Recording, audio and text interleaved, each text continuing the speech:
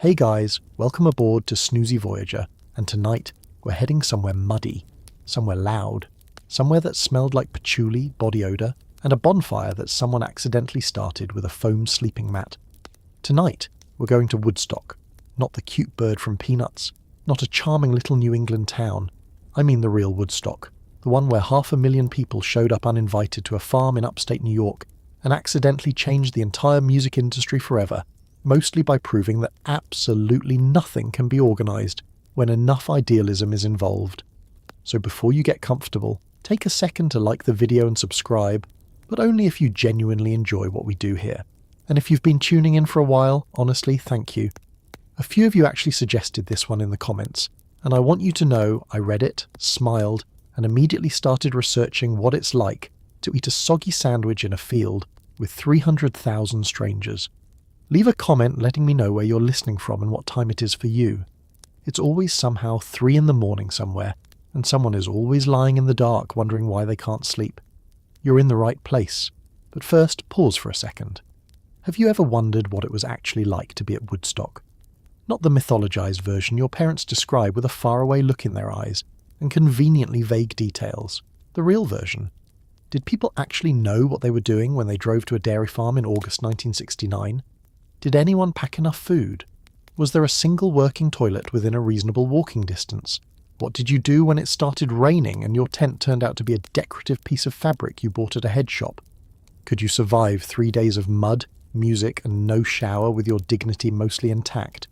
Would you handle it better than the people who tried to build the stage the week before and kept running out of lumber? And what happens to a music festival, and to music itself, when everything goes spectacularly, legendarily, historically wrong? Congratulations, you've just arrived at Woodstock. The year is 1969. It's August. It's already 87 degrees.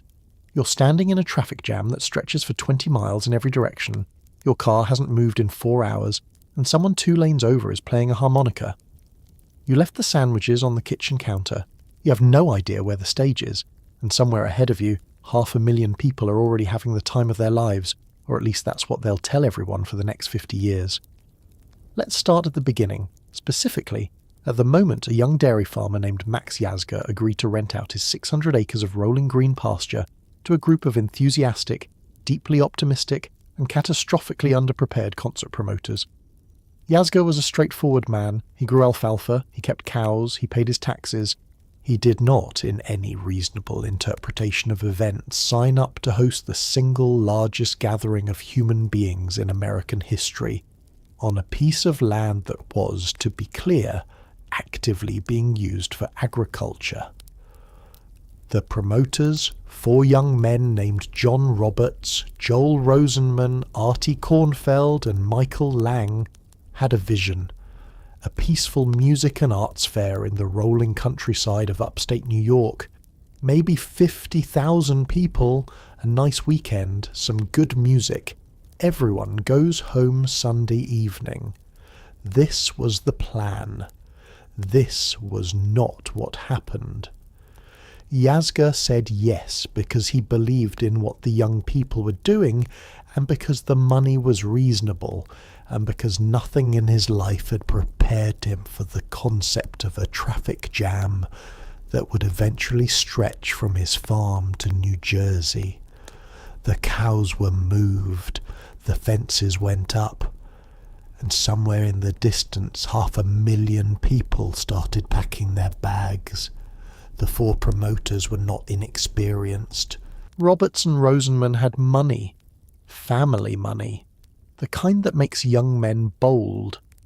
Kornfeld had music industry connections. And Lang, with his curly hair and his motorcycle and his serene, unshakable confidence, had the vision. He had seen the Monterey Pop Festival in 1967 and understood instinctively that the counterculture had outgrown the clubs and the coffee houses and needed somewhere to simply be, together, outside, without walls. The original plan was to build a recording studio in Woodstock, New York. The town, not the farm, and the festival was supposed to be a promotional event for the studio. That plan quietly dissolved somewhere around the point when it became clear that the festival itself was the thing, the actual thing, the thing that mattered. The studio became a footnote. The festival became history. Finding a venue turned out to be harder than anticipated. The town of Woodstock, which had given its name to the whole enterprise, and had a romantic association with Dylan and the band and the general mythology of the era, did not actually want a festival. Neither did the town of Wallkill, which had initially agreed to host the event and then passed a local ordinance prohibiting gatherings of more than 5,000 people approximately 6 weeks before the festival was supposed to happen. The organisers received this news with the calm of people who had already printed the posters and sold 100,000 tickets. They found Yazga. Yazga's farm sat in a natural bowl, a gently sloping hillside that faced a flat meadow below, creating the kind of accidental amphitheatre that acoustic engineers dream about. The ground was soft but well drained. The hills would carry sound. There was a pond. There was parking, theoretically. Yazga looked at the young men with their plans and their enthusiasm and their checks, and he made a decision that would consume the rest of his public life. He said yes. His neighbours were not universally enthusiastic. Signs went up in town.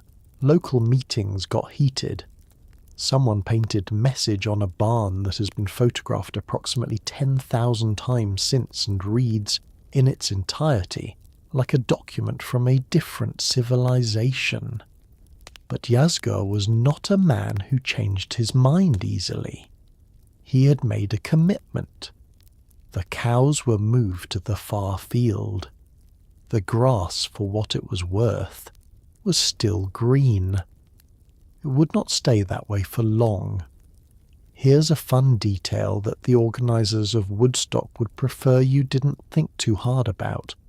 There were supposed to be tickets. Actual tickets. Printed and sold for a festival that was designed to generate revenue and cover its very substantial costs. The price was $18 for the whole weekend, which, accounting for inflation, is roughly the same as a festival ticket today, except today's ticket does not include the possibility of sleeping next to a stranger's wet dog in a field. Tickets were printed. Tickets were sold.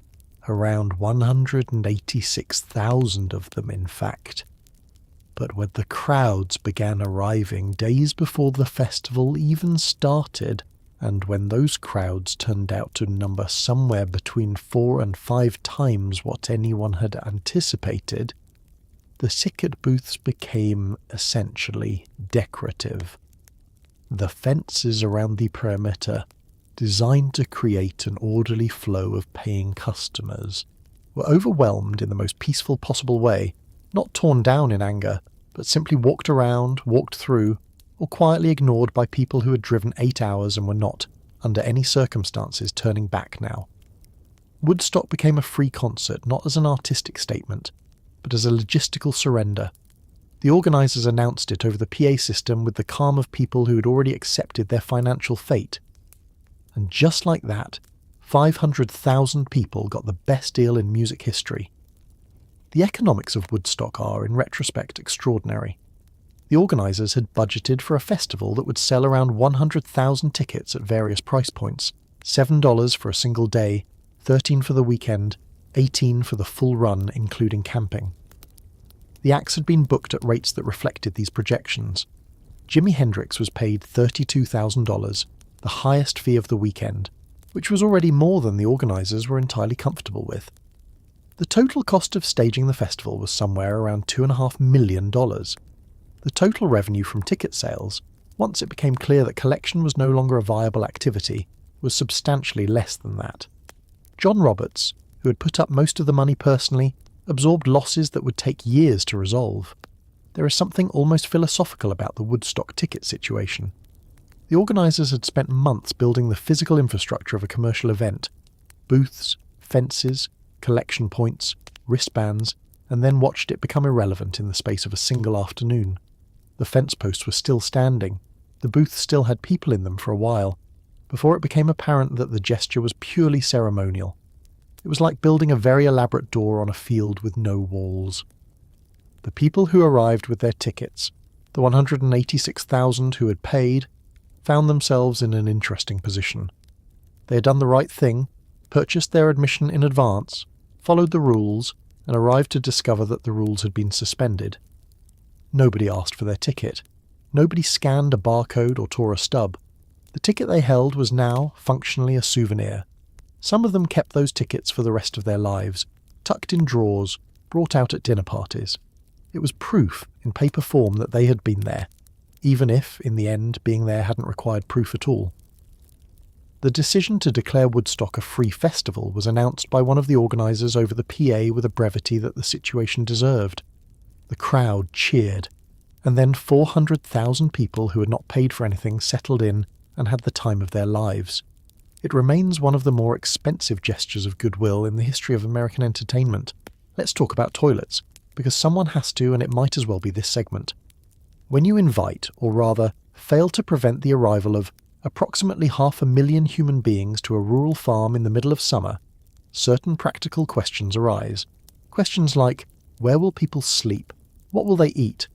And perhaps most urgently, where, exactly, will they go to the bathroom? The organisers had arranged for 600 portable toilets to service the crowd. 600. For 500,000 people.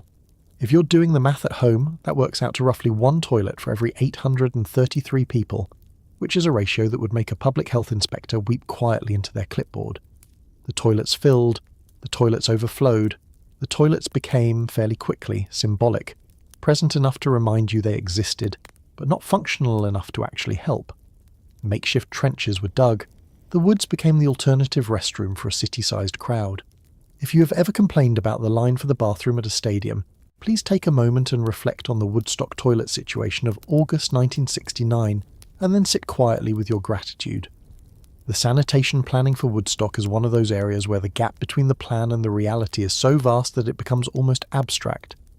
The organisers had contracted with sanitation companies. They had placed the portable units in designated areas. They had presumably run some calculations. Those calculations were based on 50,000 people and a 3-day event. A challenging but manageable situation. Nobody ran the calculation for 500,000 people, because nobody believed 500,000 people were coming. The number felt more like a rumour than a projection, right up until they were all there. Water was the other critical infrastructure failure. The fresh water supply, pipes laid to hydration stations across the grounds, could not cope with the demand. Lines for water stretched for absurd distances in the summer heat. People who had been in the crowd for hours in 80-degree weather, with inadequate food and no shade worth mentioning, found themselves rationing sips from bottles they'd brought from home, sharing with strangers, negotiating in the informal economy of survival that emerges whenever normal supply chains stop functioning. Local residents opened their garden hoses to people walking past. Somebody drove a truck of bottled drinks to the edge of the grounds and handed them out until the truck was empty. These gestures were small, and they were everywhere. The electrical infrastructure deserves its own moment of acknowledgement. The festival was powered by generators, a fact that sounds straightforward until you consider that the sound system required to reach 500,000 people across a hillside consumed a quantity of electricity that the generators had not been entirely designed to provide continuously over 72 hours. Power fluctuations were a constant background anxiety for the sound engineers. The lighting rigs were run at reduced capacity for portions of the festival to preserve power for the audio. At various points during the weekend, the electrical situation backstage was managed with a creative improvisation that the engineers preferred not to discuss in too much detail afterward. All of it, The toilets, the water, the power, the food supply, the first aid had been designed for a city of 50,000 and was being asked to serve a city of 500,000. The infrastructure didn't fail catastrophically. It simply spread itself so thin that it became more like a suggestion than a service, and in the gaps, the people filled in. You have to understand what the roads around Bethel, New York looked like in the days before Woodstock opened. The New York State Thruway, a highway designed to move the normal traffic of a normal region, suddenly found itself hosting something it had never been designed for: the spontaneous migration of an entire generation toward a single dairy farm. Cars stretched back for 20 miles, then 30. The New York State Police, who had been briefed on the event but had perhaps not fully internalized the scale of what was coming, did their level best. Helicopters were deployed. Traffic updates were broadcast on the radio. At one point, local radio stations simply started advising people not to come, which, if you know anything about the psychology of large crowds, is approximately the least effective crowd control strategy ever devised. People abandoned their cars on the highway and walked. They hitched rides on tractors. They arrived by helicopter, by boat, by bicycle, on foot through fields and forests, navigating by the sound of music drifting across the hills. Getting to Woodstock was itself an odyssey, and for many people the parking situation was so dire that their Woodstock experience consisted entirely of a very long walk and a view of the stage from approximately the distance of a neighbouring county. The traffic jam that formed around Woodstock on Thursday and Friday of that week is one of the more remarkable pieces of unintentional urban planning in American history. At its peak, it was estimated that vehicles were backed up for 20 miles on Route 17B alone, and Route 17B was only one of the roads feeding into the site. People who had left New York City expecting a 2-hour drive found themselves still in traffic 4 hours later, engine off, watching the cars ahead of them not move, and then not move some more. The New York State Thruway was effectively closed to normal traffic in the region. Businesses and residents who needed to travel for ordinary reasons found their ordinary roads converted into a very slow, very loud parking lot. The people who abandoned their cars, and there were thousands of them, left a secondary problem for the authorities to deal with after the festival ended. Vehicles sat on the shoulder of roads for miles, some of them out of gas, some simply left where they were when their owners decided that walking was faster. The logistics of reuniting people with their cars after the weekend was an undertaking in itself, managed with the same improvisational energy that characterized everything else about the event. For many people, the journey to Woodstock became its own story, told and retold for decades afterward. You couldn't park, so you walked. You walked through fields and over fences. You followed the music, literally. The sound of the PA system carrying across the countryside, until the crowd thickened around you and you understood that you had arrived. People who made that walk describe it in terms that don't quite apply to ordinary commutes. The way the crowd grew denser as you moved toward the sound, the way strangers began sharing food and directions, the way it began to feel less like travelling to an event and more like joining a movement that had already started without you. Some people never made it at all. They turned around at the traffic jam, drove home, and watch the news coverage from their living rooms. They would spend the next 50 years explaining to anyone who asked that they had almost been there, that they had tried, that the traffic had been unbelievable. This is a respectable Woodstock story. It is not as good as the other kind, but it is honest, and honesty is underrated. This stage at Woodstock was a masterpiece of last-minute engineering, improvised genius, and what can only be described as construction by collective anxiety. The original stage design was ambitious, a grand circular platform rotating, with state-of-the-art sound equipment and lighting rigs that would make the performance visible and audible to the largest crowd anyone had ever tried to entertain outdoors. What actually got built was slightly more modest. The construction crew, led by a man named Bill Hanley on the sound side, and working in rotating shift through the week before the festival, ran into every conceivable obstacle.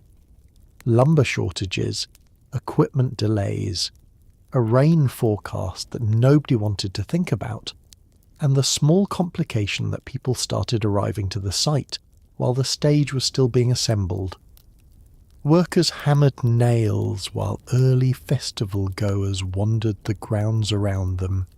The sound system, which would need to carry music clearly to a crowd spread across a hillside the size of a small city, was built, tested, rebuilt, and expanded in real time. By the time Richie Havens walked out to open the festival on Friday evening, the stage was technically complete, in the way that a sentence is technically complete when it has a period at the end, regardless of whether everything in between makes full sense. The rotating stage concept deserves a brief, respectful farewell, because it was a genuinely interesting idea that simply did not survive contact with the realities of the situation. The plan had been to have 2 stages on a rotating platform, so that while one act performed, the next could set up on the other side, eliminating the lengthy gaps between performers that had plagued earlier festivals and kept crowds waiting in ways that were, in the language of 1969, a bad vibe. The rotating mechanism required engineering, hardware, precise installation. It required time and resources that the site simply did not have.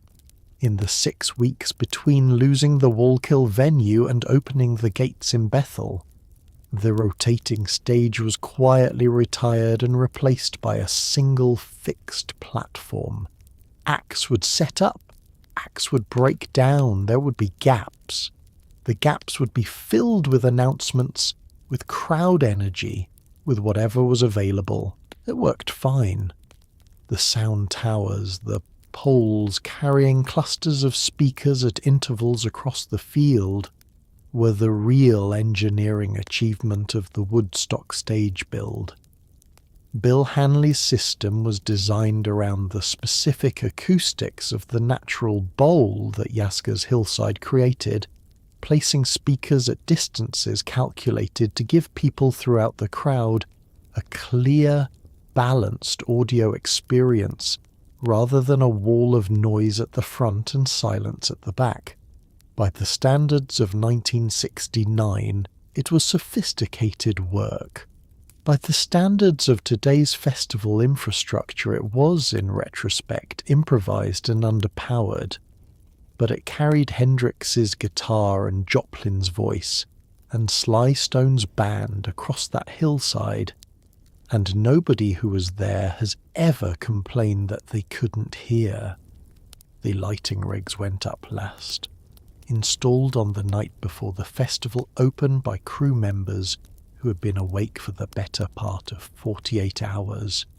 The rigs worked, the lights came on, the stage, which had not existed as a concept 6 weeks earlier, and as a structure 2 weeks earlier, stood in the fading afternoon light of Friday, August 15th, 1969, and waited. And then Richie Havens walked out, and it was Woodstock.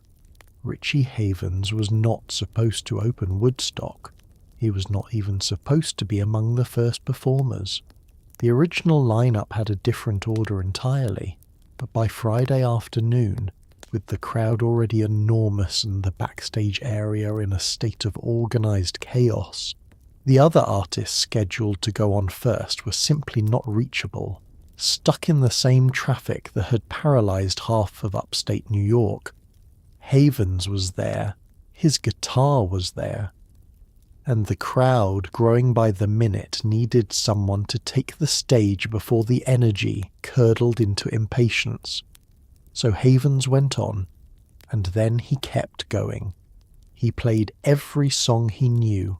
He played them again. He stretched them, improvised bridges, took requests from the crowd, and kept going because the stage manager kept sending him back out with the universal theatrical signal for, "Please do not stop. We have no one else ready." After nearly 3 hours, he had run out of songs in any formal sense, and so he improvised one on the spot.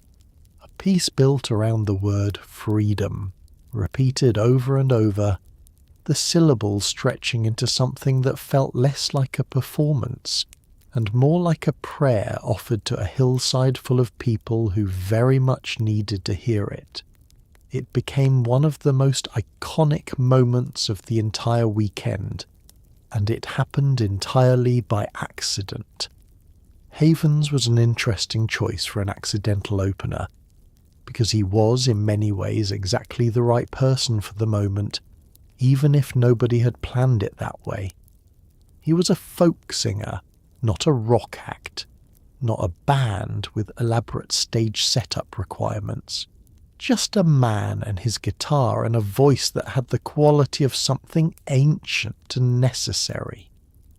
His playing style was unusual, a relentless rhythmic strumming that he had developed because he had learned guitar in an unorthodox tuning and never changed it.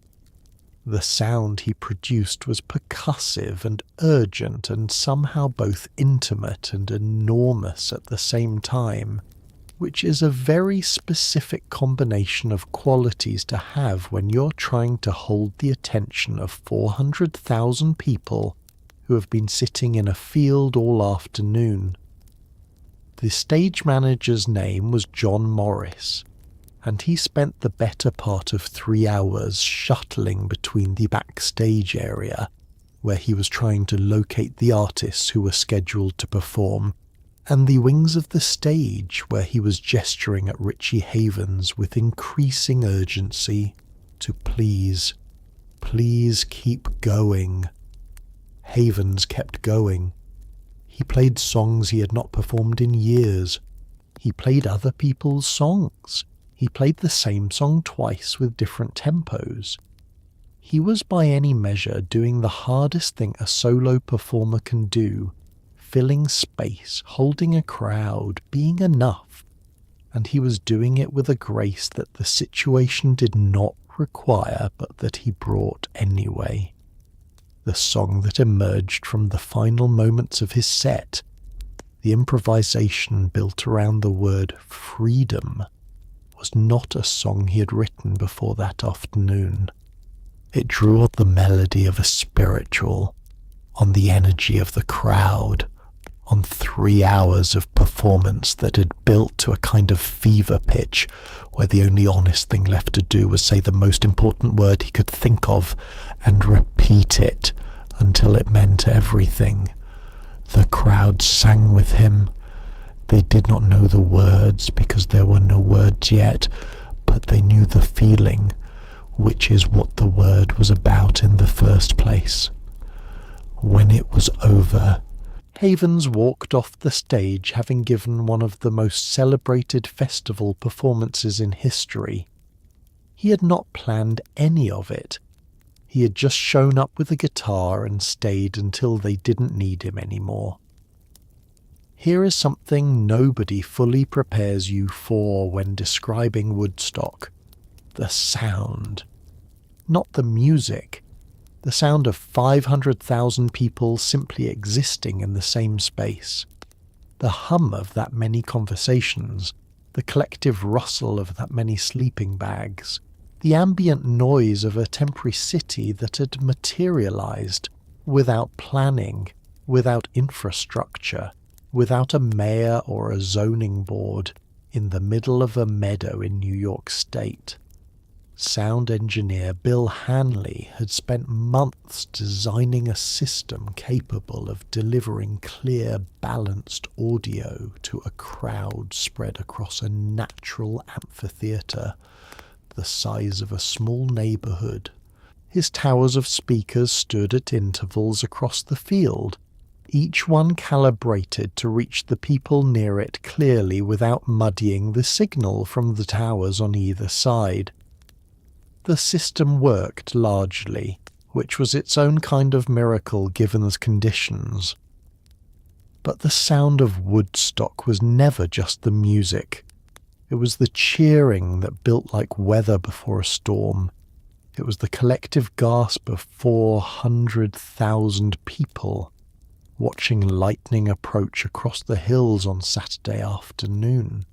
It was the sound of that many people deciding quietly and collectively to stay. The physics of sound at Woodstock were genuinely unusual. The natural bowl of the hillside, the accident of geography that had made Yaska's farm so appealing as a venue, created a kind of natural amplification effect, channeling the sound from the stage up the slope and across the crowd in a way that supported rather than fought the PA system. People sitting at the far edges of the crowd, hundreds of yards from the stage, reported hearing the music with a clarity that surprised them. The hillside was doing part of Bill Hanley's job for him, and he was grateful for the assistance, but the crowd itself was a sound source of remarkable complexity. At full capacity, the ambient noise of 500,000 people at rest, talking, laughing, moving, breathing, was a constant low roar that formed the backdrop against which the music played. When the crowd cheered, it was something different. A wave of sound that built from the front to the back of the hillside with a slight delay. The acoustic equivalent of watching a wave cross a body of water.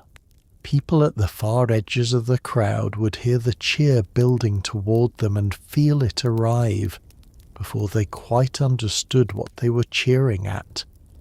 It was disorienting and magnificent.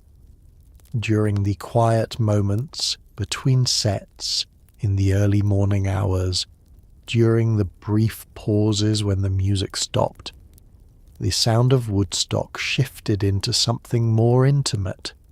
The rustling of sleeping bags, the murmur of conversations too numerous to distinguish, but present enough to fill the air. The distant sound of the medical helicopters, the cry of an infant. Somewhere in that crowd, people were having every possible human experience simultaneously. Falling asleep, falling in love, losing things, finding things, being afraid, being peaceful. All of it made sound. All of it became part of the texture of the weekend. The music was the reason everyone had come, but the sound of the crowd was the proof that they were there. Saturday afternoon, the ski made a decision. The clouds that had been building since morning finally committed, and Woodstock got the thing that no outdoor festival organizer ever wants, and no amount of optimism can prevent: a proper, serious, unambiguous rainstorm. Not a drizzle, not a brief shower that clears the air and makes everything smell fresh. A genuine, sustained, turn-your-shoes-into-submarines downpour that transformed the fields of Max Yazga's farm from a pleasant pastoral setting into something that more closely resembled the surface of a planet that had recently experienced a flood event. The mud was extraordinary. People who had been sitting on blankets found themselves sitting in something closer to a slow-moving brown river. Tents collapsed. Food got wet. Shoes disappeared, literally, sucked into the ground by the sheer determination of the earth to reclaim everything placed upon it. And then something remarkable happened. Nobody left. 500,000 people, soaked through, sitting in mud, looked at each other and laughed. They slid down the hills. They danced into puddles. They passed around whatever they had left to share and decided collectively and without any formal vote that they had come too far and the music was too good and the whole thing was too strange and too beautiful to abandon over something as ordinary as rain. The rain came in multiple waves over the course of the weekend, with the heaviest falling on Saturday afternoon and evening. The timing was, from a musical standpoint, complicated. Several acts were mid-set or backstage preparing to perform when the sky opened. Equipment that was not rated for sustained exposure to water was suddenly exposed to sustained water. The stage crew, who had been managing an already difficult technical situation, added waterproofing to their list of immediate priorities and did it with the by now familiar Woodstock methodology of solving problems with whatever was immediately available. The transformation of the grounds into mud had a kind of accelerating quality. The first rain softened the surface. The foot traffic of 500,000 people broke it up, and subsequent rain turned the result into something adhesive and pervasive that worked its way into everything. Shoes were the first casualties. Bare feet were the rational response, which meant that by Saturday evening, a significant portion of the Woodstock crowd was walking through mud with no shoes, which is either deeply unpleasant or a liberating sensory experience depending on your perspective and your current state of mind. Both perspectives were well represented. What the rain did to the social atmosphere of Woodstock is harder to quantify, but important to understand. It was a shared experience in the most complete sense. There was no high ground, no VIP section with a covered terrace, no backstage area completely insulated from the elements. Everyone was wet. Everyone was muddy. The rain erased whatever social distinctions people had arrived with and replaced them with a single equalizing condition. You were here, you were in it, and so was everyone around you. Accounts from people who were there consistently note the laughter, not the desperate, slightly unhinged laughter of people pretending things are fine, but the genuine, helpless laughter of people who have decided that the situation is objectively funny and that they are, against all reasonable expectation, having a wonderful time. By Saturday morning, the food vendors at Woodstock had a problem that could be summarized in a single ratio. The food they had brought, divided by the number of people who showed up, equaled approximately 1 bite per person, if everyone was very polite and took small portions. Nobody had ordered food for 500,000 people, because nobody had planned for 500,000 people. The concession stands, designed to service the expected crowd of around 50,000, had been stripped clean with a thoroughness that would have impressed a particularly efficient locust swarm. Hot dog buns were gone. Popcorn was gone. The vendor who had optimistically brought 100 cases of Coca-Cola watched them vanish in roughly the first 4 hours of Friday. What followed was an extraordinary improvised supply chain.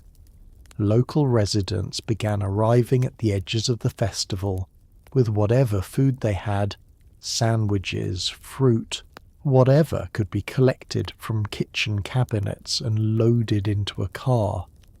The Hog Farm Commune, a collective of hippies who had come to Woodstock as the unofficial please force, their term, not mine, set up a free kitchen and began cooking enormous vats of brown rice and vegetables, feeding thousands of people at a time with a calm efficiency that made every other organisational effort of the weekend look amateurish by comparison.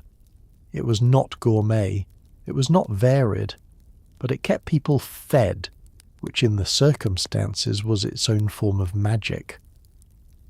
The concession operators at Woodstock had signed contracts with the organisers based on attendance projections that turned out to be, to put it gently, aspirational.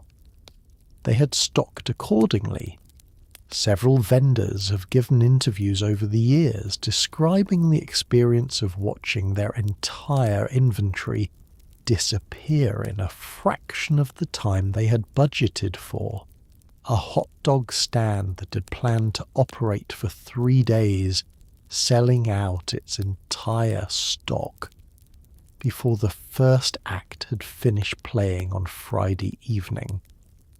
The economy of supply and demand at Woodstock collapsed almost immediately into something that wasn't really an economy at all, just people distributing whatever they had to whoever needed it. The supply runs that began on Saturday morning were heroic in the most practical sense. Volunteers drove to supermarkets in nearby towns, some of them an hour away, and bought everything they could carry, returning to the festival grounds to distribute food from the backs of their cars. The roads being what they were, some of these supply runs took 6 or 8 hours round trip. Local bakeries received orders for quantities of bread that they had never produced in a single day. A nearby town's entire supply of peanut butter was reportedly purchased by a single volunteer on a single Saturday morning run. The Hog Farm Kitchen was, by common agreement, the most organised food operation at the entire festival. They had experience feeding large groups. Their commune ran on collective cooking as a daily practice, and they scaled up with a methodical calm that was almost surreal in the context of everything else happening around them. Their menu was simple: granola for breakfast, brown rice and vegetables for everything else. It was the kind of food that your most earnest friend makes when they invite you to dinner, and you leave slightly hungry but oddly peaceful. At Woodstock it was survival. Nobody complained about the menu. You cannot talk about Woodstock without talking about wavy gravy, and if that sentence feels strange to you, then you have not yet fully appreciated the 1960s. Wavy Gravy, born Hugh Romney, renamed by B.B. King at a concert, which is the sort of origin story that only happens during specific decades, arrived at Woodstock as part of the Hog Farm Commune, a loosely organised group of about 85 people who had been flown in from New Mexico at the organisers' expense to serve as the festival's unofficial peacekeepers and general crisis managers. They had no weapons, no uniforms, and no authority except for the kind that comes from being genuinely calm in a situation that is objectively not calm. Wavy Gravy took to the stage on the first morning and delivered what may be the most efficiently effective crowd management speech in history, explaining that the toilets were full, the food was short, and the roads were impassable, and doing it with such warmth and humour that the crowd responded not with panic, but with something closer to amused solidarity. He announced that breakfast would be granola. He encouraged people to help each other. He made it clear that whatever happened that weekend, they were all in it together. It was not a particularly complicated philosophy, but in a field full of 500,000 people running on very little sleep, and even less food, it turned out to be exactly the right one. The hog farm had been contacted by the Woodstock organisers weeks before the festival, in one of the more inspired acts of practical problem-solving that the event produced. Someone had realised, fairly early in the planning process, that managing a crowd of the expected size, even 50,000 people, would require a different kind of security than the conventional model of uniformed guards and barriers. The counterculture crowd that Woodstock was designed to attract had a well-documented and entirely reasonable aversion to that model. What was needed was something else. People who could move through the crowd, diffuse tension, help the distressed, and model the behaviour they wanted to see. The hog farm had been doing exactly this at events and gatherings for years. They were, the language of the era, practiced at it.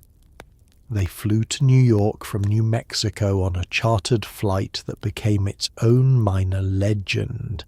A plane full of commune members who had never flown before, some of them in handmade clothes, all of them in excellent spirits, arriving at JFK and proceeding to Bethel with the serene confidence of people who had been asked to do something they already knew how to do. They set up the free kitchen.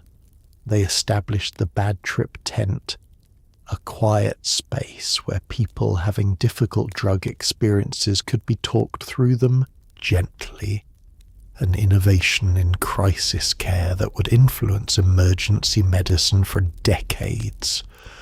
They moved through the crowd continuously, identifiable by their distinctive appearance and their complete lack of anxiety about anything they encountered. Wavy Gravy's stage announcements became one of the unexpected rhythms of the weekend. His voice, warm and slightly absurd, delivered practical information in a tone that suggested everything was going to be fine. Not because he was pretending it was, but because he genuinely believed that people, given enough information and a little encouragement, would take care of each other. At Woodstock, he was right. It was not a universal truth. But for 3 days in August 1969, in a field in upstate New York, it held.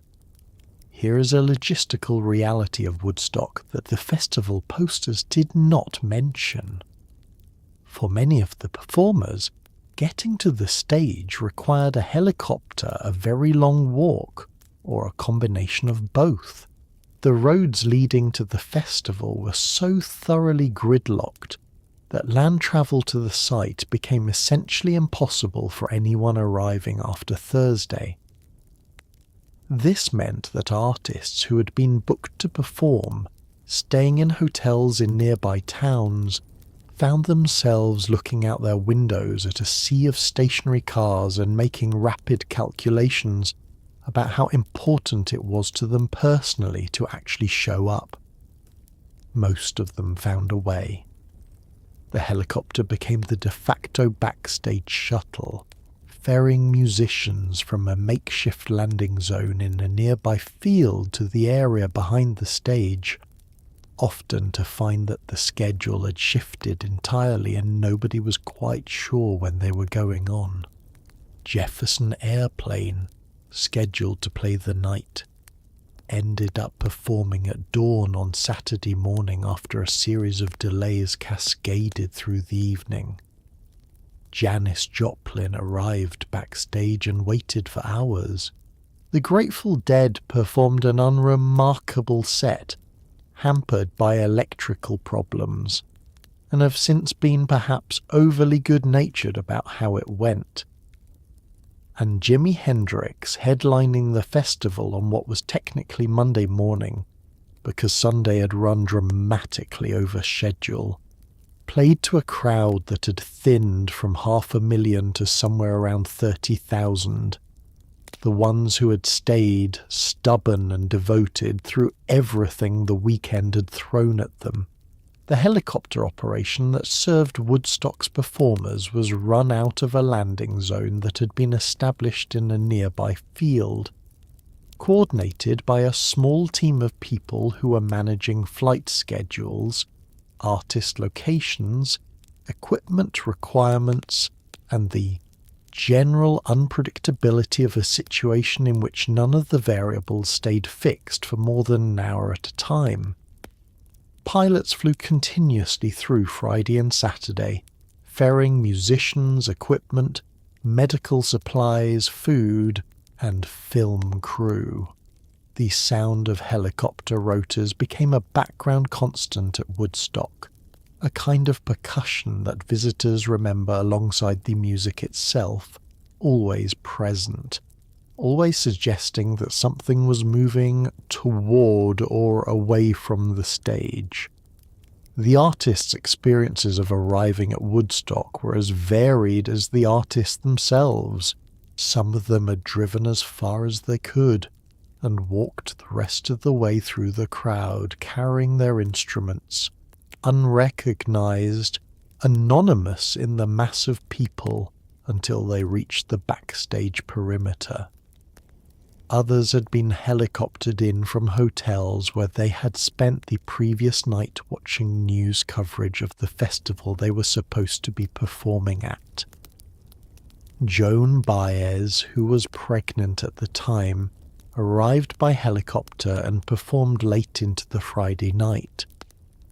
She has described the experience of seeing the crowd from the air, the scale of it, the lights, the sheer improbable fact of it, as one of the more astonishing moments of her life.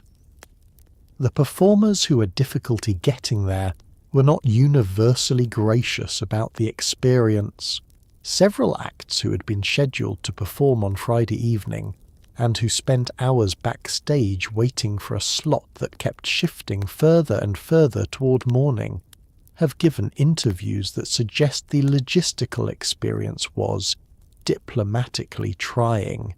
The Grateful Dead's electrical problems during their set, a cascade of technical failures that dampened a performance the band had been building toward, left them in a mood that their later accounts of the weekend reflect with characteristic honesty. Jerry Garcia, who was not someone who typically described things as going badly, has said the Woodstock set was one of the worst they ever played. The crowd, to be fair, did not entirely agree, but Garcia had standards, and Woodstock on that particular evening did not meet them. What is remarkable in retrospect is how many of the artists found a way through the obstacles and delivered performances that people have been talking about for over 50 years. The logistics conspired against them at every turn, and they played anyway, some magnificently, some adequately, and a few, like Havens and Sly Stone, in ways that transcended the circumstances entirely and became something permanent. There is something cosmically appropriate about Jefferson Airplane playing as the sun came up over Woodstock on Saturday morning. Not because it was planned, it emphatically was not planned, but because the image of Grace Slick's voice carrying across a field of exhausted, mud-streaked, philosophically transformed young people as the first light touched the hills captures something essential about what Woodstock was and what it was trying to be. Airplane had been scheduled to perform during prime evening hours on Friday night. What actually happened was a cascade of delays, sets running long, equipment issues, the general entropy of organising a music festival for 500,000 people with 6 days of lead time that pushed their slot later and later until it became, technically, the following day. Slick took the microphone as the sky shifted from black to purple to gold and addressed the crowd with a directness that has aged extremely well. "Good morning," she said. "What we have in mind is breakfast in bed for 400,000. And then they played, and the crowd that had been awake all night in the mud and the cold looked up at the sky and decided that this was in fact a reasonable way to begin a Saturday.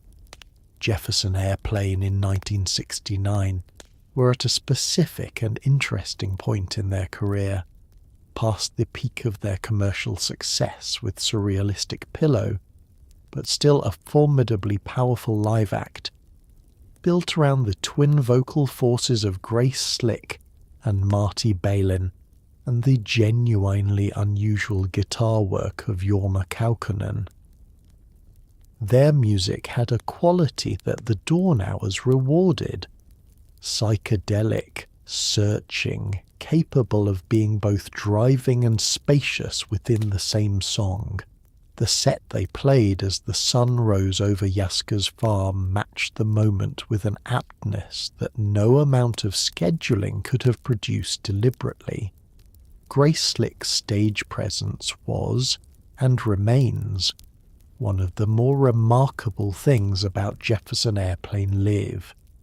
She had a quality that is difficult to describe precisely, a combination of absolute confidence and genuine irreverence, a willingness to say exactly what she thought in exactly the tone she meant it, with no diplomatic softening.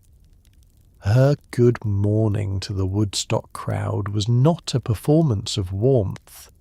It was an actual greeting from one human being to several 100,000 others, delivered with the matter-of-fact ease of someone who found the situation completely natural. The crowd responded in kind. The technical challenges of performing at dawn after a night of delays were considerable. The equipment had been running for hours. The crew was exhausted.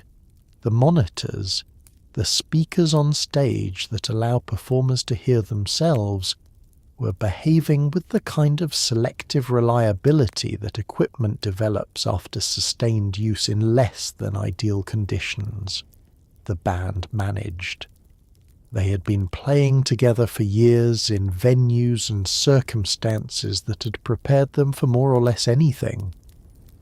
And a sunrise set at the largest music festival in history, while unusual, did not appear to particularly unsettle them. For the people in the crowd who had been awake all night, some by choice, some because sleep in a field with 500,000 neighbours is not always straightforward, the Jefferson Airplane set had the quality of a reward. You had stayed. You had made it through the night. And now here was music, and here was the sun, and the mud was still mud, and the food was still gone, and the toilets were still a situation. But the sky was doing something extraordinary overhead, and Grace Slick was talking to you like you were an old friend she was genuinely happy to see. It was, by any reasonable measure, a good morning. At some point on Saturday, New York Governor Nelson Rockefeller called the Woodstock organizers to inform them that he was considering declaring the festival grounds a disaster area and sending in the National Guard. This was not an entirely unreasonable response to the situation. The roads were paralyzed, the medical facilities were overwhelmed, the food supply was gone. The sanitation situation was charitably a work in progress. From the outside, Woodstock looked like exactly the kind of thing that requires official intervention. From the inside, it looked different. The organisers, who by this point were operating on no sleep, and a very specific kind of adrenaline that only kicks in when you have spent your entire budget and the situation has moved beyond any plan you ever made, talked Rockefeller out of the National Guard on the grounds that it would almost certainly make things worse. They were probably right. The crowd at Woodstock, despite everything, had organized itself. People were sharing food, helping strangers, flagging down the medical volunteers who moved through the crowd on foot. The hog farm was feeding people. Doctors and nurses who had come as festival goers were treating the sick. The whole thing had the chaotic, improbable, deeply human quality of a community that had been dropped into an emergency and decided without being asked to take care of each other. The governor's call was not the only official intervention that the organisers navigated that weekend. The Sullivan County Sheriff's Department, whose jurisdiction covered the festival site, was dealing with a situation that their staffing levels had not been designed to handle. Law enforcement agencies from surrounding counties had been called in for support. The New York State Police were managing the highway situation. There was a coordination problem. Multiple agencies with overlapping and sometimes conflicting priorities, all trying to respond to something that had no precedent and therefore no established protocol. The decision not to call in the National Guard was made quickly and on instinct, but it was correct in ways that became clearer over time. A large military presence in the middle of a counterculture gathering in 1969 would have been, to put it mildly, a combustible combination. The crowd at Woodstock was not aggressive, not toward authorities, not toward each other, not toward the local community. They were tired and hungry and wet and overwhelmingly, persistently, almost stubbornly peaceful. Introducing uniformed soldiers into that environment would not have improved the food supply or cleared the roads or fixed the toilets. It would simply have changed the atmosphere in ways that were unlikely to be positive. The organisers made continuous announcements throughout the weekend from the main stage, a form of communication that was, by necessity, honest in ways that festival communications rarely are. They told the crowd when the food was gone. They told them when the medical facilities were overwhelmed. They told them about the bad acid. They asked people to help each other and make space and take care of whoever was nearest to them. The crowd, which had come expecting to be entertained, responded by becoming something more interesting. A self-organising community that made its own rules and largely kept them. The organisers had planned a festival. The crowd had built a city. It was temporary and deeply impractical, and it had no future beyond Sunday evening.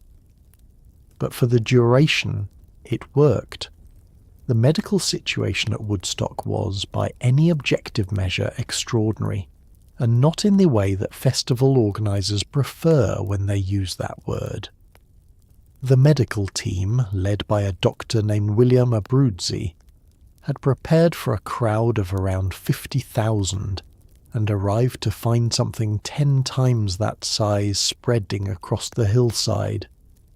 They set up a hospital in a tent, and then expanded it again, until it occupied a substantial footprint of the festival grounds and was processing hundreds of patients a day.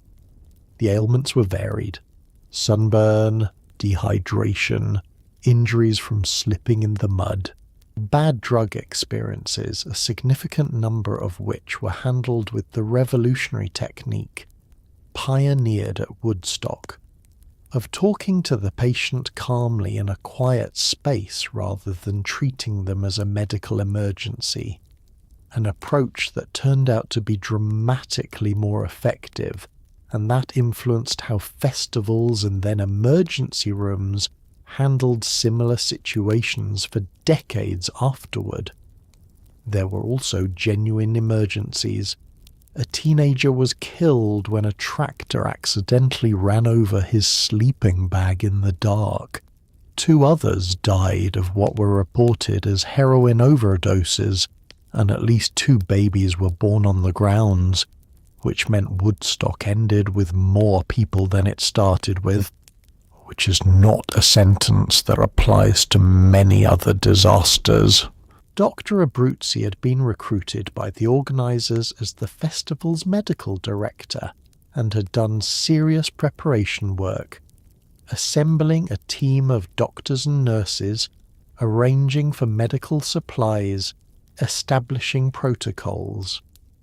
What he had not been able to prepare for, because nobody had been able to prepare for it, was the scale. His team of approximately 30 medical professionals arrived to serve 50,000 people and found themselves responsible for 500,000. The ratio of medical staff to population was thinner than most small towns would consider adequate, and Woodstock was not, by any definition, a well-organised small town. The Bad Trip tent, the quiet space that the hog farm had established for people having difficult drug experiences, was both a practical facility and a philosophical statement about how to treat people in distress. The conventional medical response to someone experiencing a drug-induced psychological crisis in 1969 was to treat it as a medical emergency, restraint, sedation, institutional intervention. This approach was, in many cases, dramatically counterproductive, escalating the anxiety of people who were already frightened and confused into full psychiatric crises. The hog farm's approach was different. Bring the person to a quiet space, sit with them, talk to them calmly, reassure them that the experience was temporary, that they were safe, that someone was with them. This approach was not invented at Woodstock, but it was demonstrated at scale there for the first time, and the results were compelling enough that it influenced how both festival medical teams and emergency departments approached similar situations going forward. The doctors and nurses who had come to Woodstock as festival goers and found themselves pressed into service are one of the less told stories of the weekend. Medical professionals who arrived on Friday with sleeping bags and tickets left Sunday, having worked what amounted to multiple consecutive shifts in field conditions, treating patients on cots in tents while the music played outside. Several of them have given accounts of the weekend that are simultaneously one of the more exhausting and one of the more meaningful experiences of their professional lives. They had not come to work, but the work was there, and they did it. It is Saturday night at Woodstock. It is past midnight. The crowd has been awake for a very long time. The mud is still mud, and somewhere in the sequence of performers comes Sly and the Family Stone, and everything changes. Sly Stone was not the kind of performer who eased you in gently. He was not the kind of performer who respected the late hour or the general exhaustion of his audience, or the fact that a significant portion of the crowd had been sitting in a field since Thursday. He walked out, looked at 300,000 people in various states of consciousness, and decided the appropriate response was to play as hard as he possibly could. Higher, his closing number, turned into a call and response between Stone and the crowd that escalated for minutes, the energy building in a way that people who were there describe as almost physical. A wave that moved through the crowd from the front to the back, waking people up, pulling them to their feet, turning a festival that had been quietly fraying at the edges into something that felt, for those 15 minutes, like a genuine collective experience. Music critics and historians have called it one of the greatest festival performances ever recorded. People who were there simply remember that they were asleep, and then they were not, and Sly Stone was the reason. Sly and the Family Stone were, in 1969, one of the most genuinely radical acts in American music.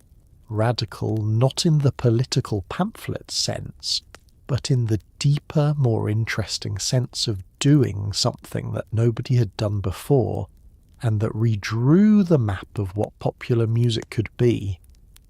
Their band was racially integrated at a time when that was still unusual. Their music refused to stay in a single genre, pulling from funk, rock, soul, and psychedelia simultaneously, and making the result feel inevitable rather than experimental. Sly Stone himself was a former radio DJ turned band leader with an instinct for crowd dynamics that was less a skill than a superpower. The Woodstock performance came at roughly 3 in the morning on Sunday, after hours of delays that had pushed their set from its scheduled evening slot deep into the night. By the time they took the stage, a portion of the crowd had drifted to sleep in their sleeping bags and blankets.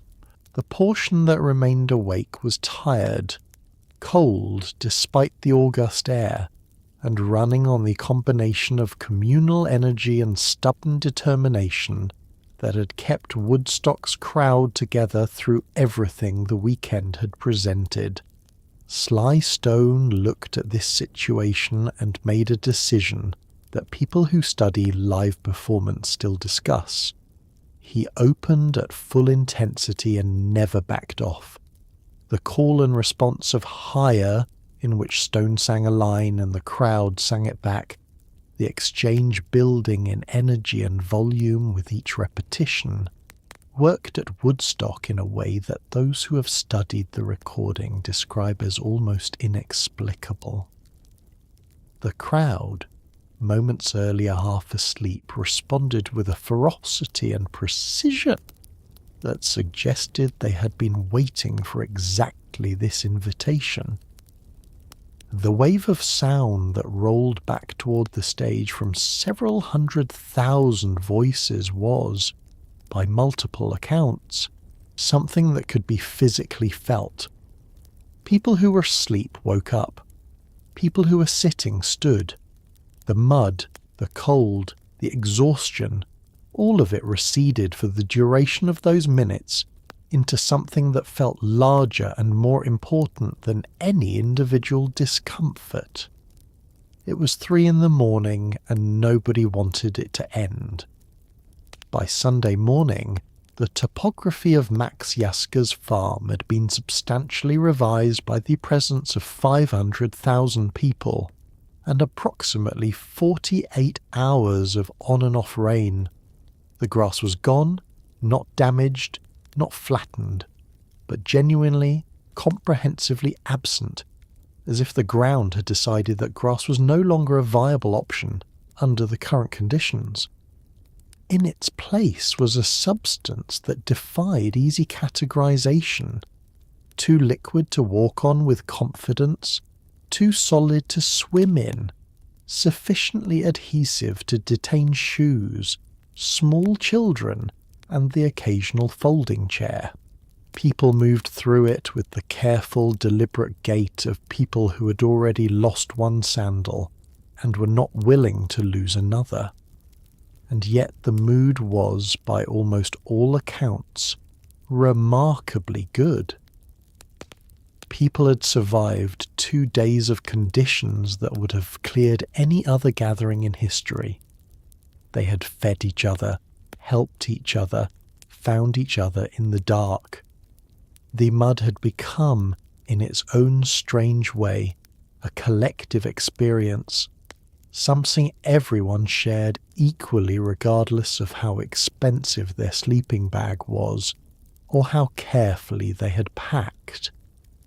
You can plan for a lot of things when you organize a music festival. You cannot plan for the specific kind of solidarity that emerges when 500,000 people are all equally, inescapably filthy. The mud of Woodstock has achieved a kind of legendary status in the cultural memory of the event that is perhaps slightly disproportionate to its actual significance as a physical substance, but not by much. It was genuinely extraordinary mud. The soil of the Catskill foothills, when saturated with rain and worked by 500,000 pairs of feet over the course of 2 days, produced a consistency that multiple accounts compare to wet concrete, resistant enough to hold a shoe if the shoe was unlucky, liquid enough to flow slowly downhill over the course of an afternoon. It was cold. It smelled of earth and grass, and the various organic contributions of a city-sized crowd living outdoors. It got into everything. The relationship that Woodstock's attendees developed with the mud over the course of the weekend moved through recognizable stages. Friday, mild annoyance. Saturday after the rain, disbelief followed by reluctant acceptance. Sunday morning, something approaching affection. By the time the documentary cameras captured people sliding down the mud hills on Sunday, laughing with a genuine abandon that had nothing performed about it, the mud had ceased to be a problem and become part of the experience. Something you did together, something that marked you as having been there, something that would be on your clothes and in your hair and between your toes for days after you got home. The clean-up of the grounds after the crowd left was a project of considerable scale. The mud had to be dealt with, the debris collected, the fields, which were Yazgur's actual agricultural land and needed to return to agricultural use, restored to something like their original condition. It took weeks. Max Yazgur reportedly bore the whole thing with equanimity, which says something either about his character or about the check the organisers eventually wrote him, or possibly both. His fields recovered. The mud dried. The grass grew back. The farm went back to growing alfalfa and keeping cows. And all that remained of the greatest music festival in history was the stories, the film, and a generation of people who had soil under their fingernails for longer than they expected.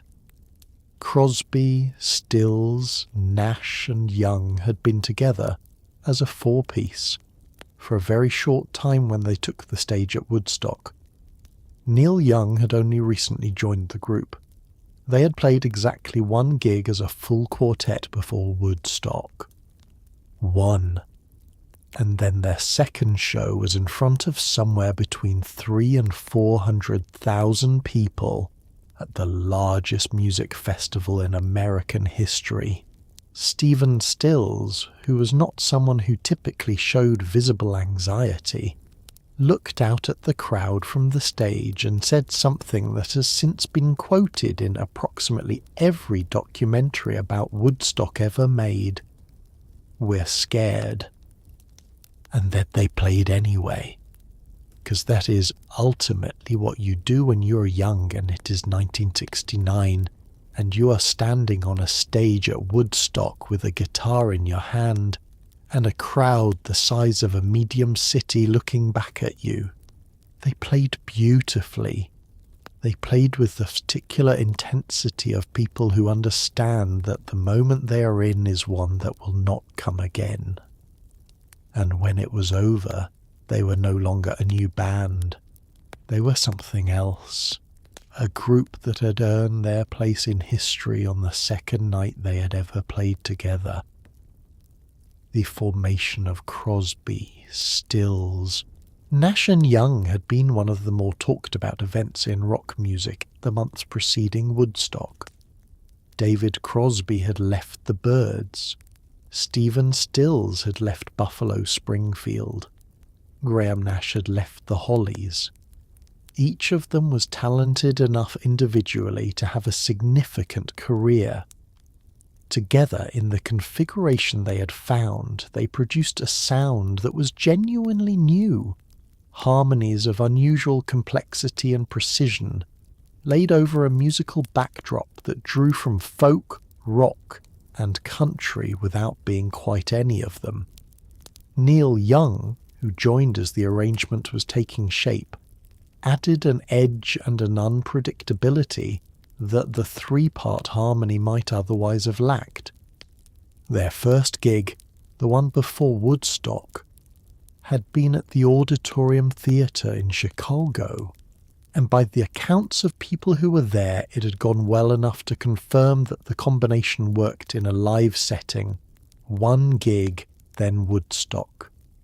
It is worth sitting with that sequence for a moment.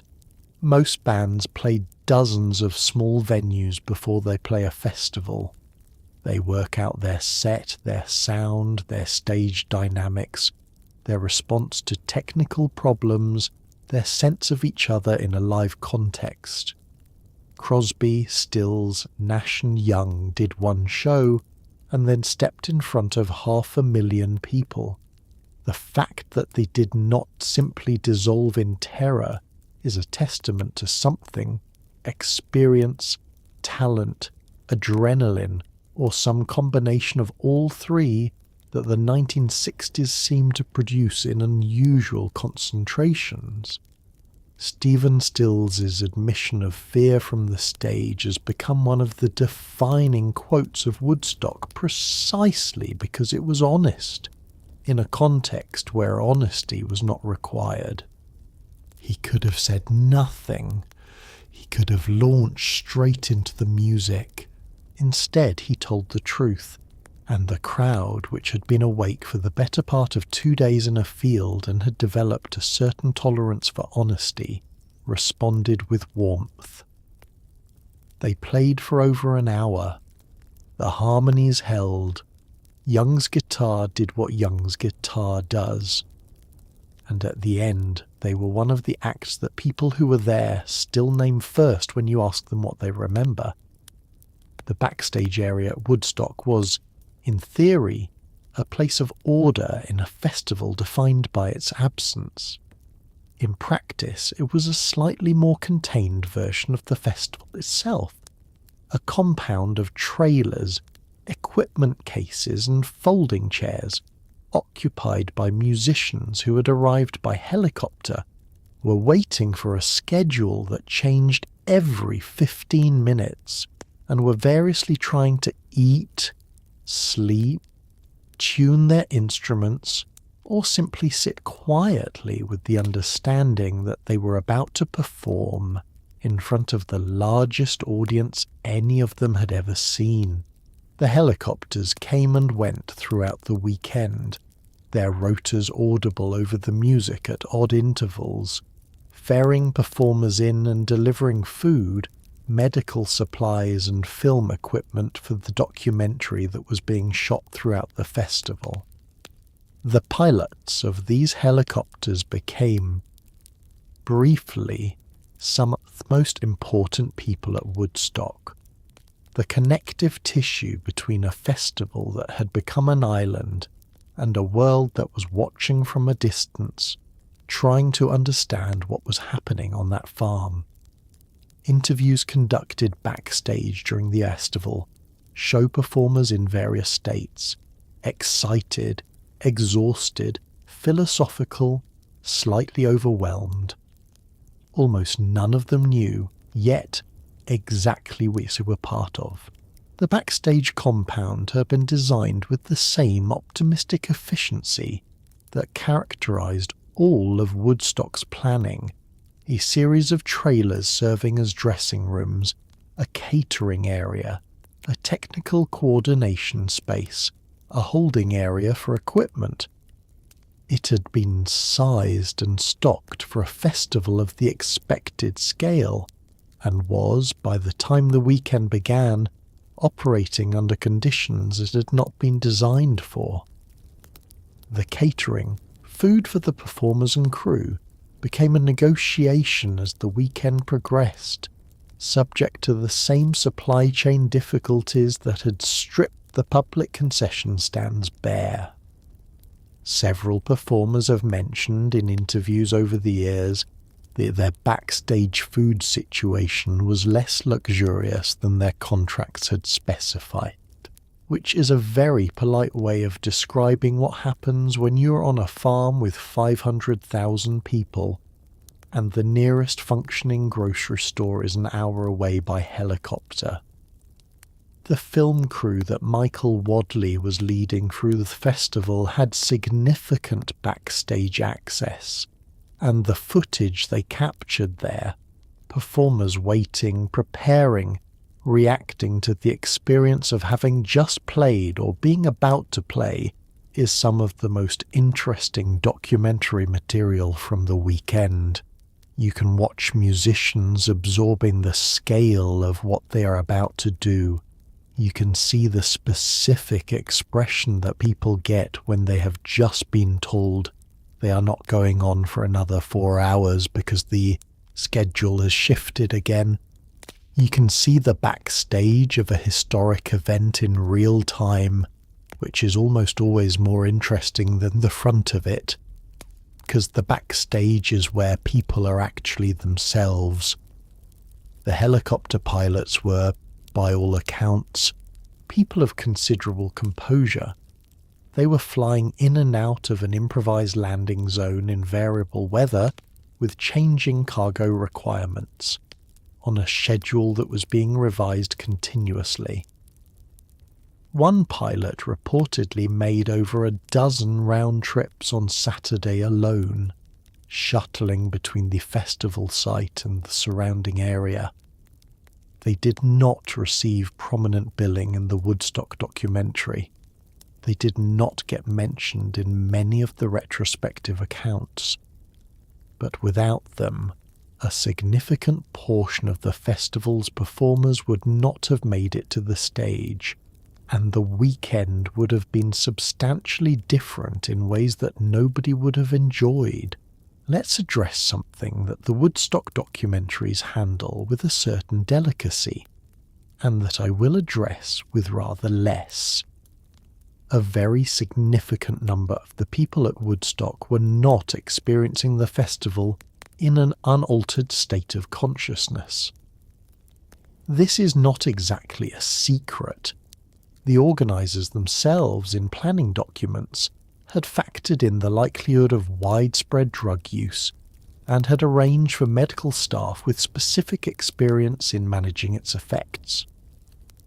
The New York State Police, who had jurisdiction over the area, made a pragmatic and historically significant decision not to attempt large-scale drug enforcement in a crowd of 500,000 people, a decision that was almost certainly correct from a public safety standpoint, and that contributed meaningfully to the relatively peaceful character of the weekend. The announcements from the Woodstock stage about drug safety, including a famous warning about a specific batch of brown acid that was, according to the announcer, not specifically bad, but that people should be aware of, have since become part of the festival's mythology. They were also, in their calm and non-judgmental tone, a form of harm reduction that was decades ahead of mainstream public health practice. Woodstock did not invent the concept of meeting people where they are, but it demonstrated in front of 500,000 witnesses that it works. The brown acid announcement is one of the more analysed pieces of audio from the Woodstock weekend, which is saying something given the competition. It was delivered from the main stage by a member of the festival's production staff, not by Wavy Gravy, though the tone was similar. with a matter-of-fact directness that treated the crowd as adults capable of making informed decisions when given accurate information. The announcement did not moralize. It did not threaten. It simply said, "This thing is going around. Here is what we know about it. Please make your own choices accordingly."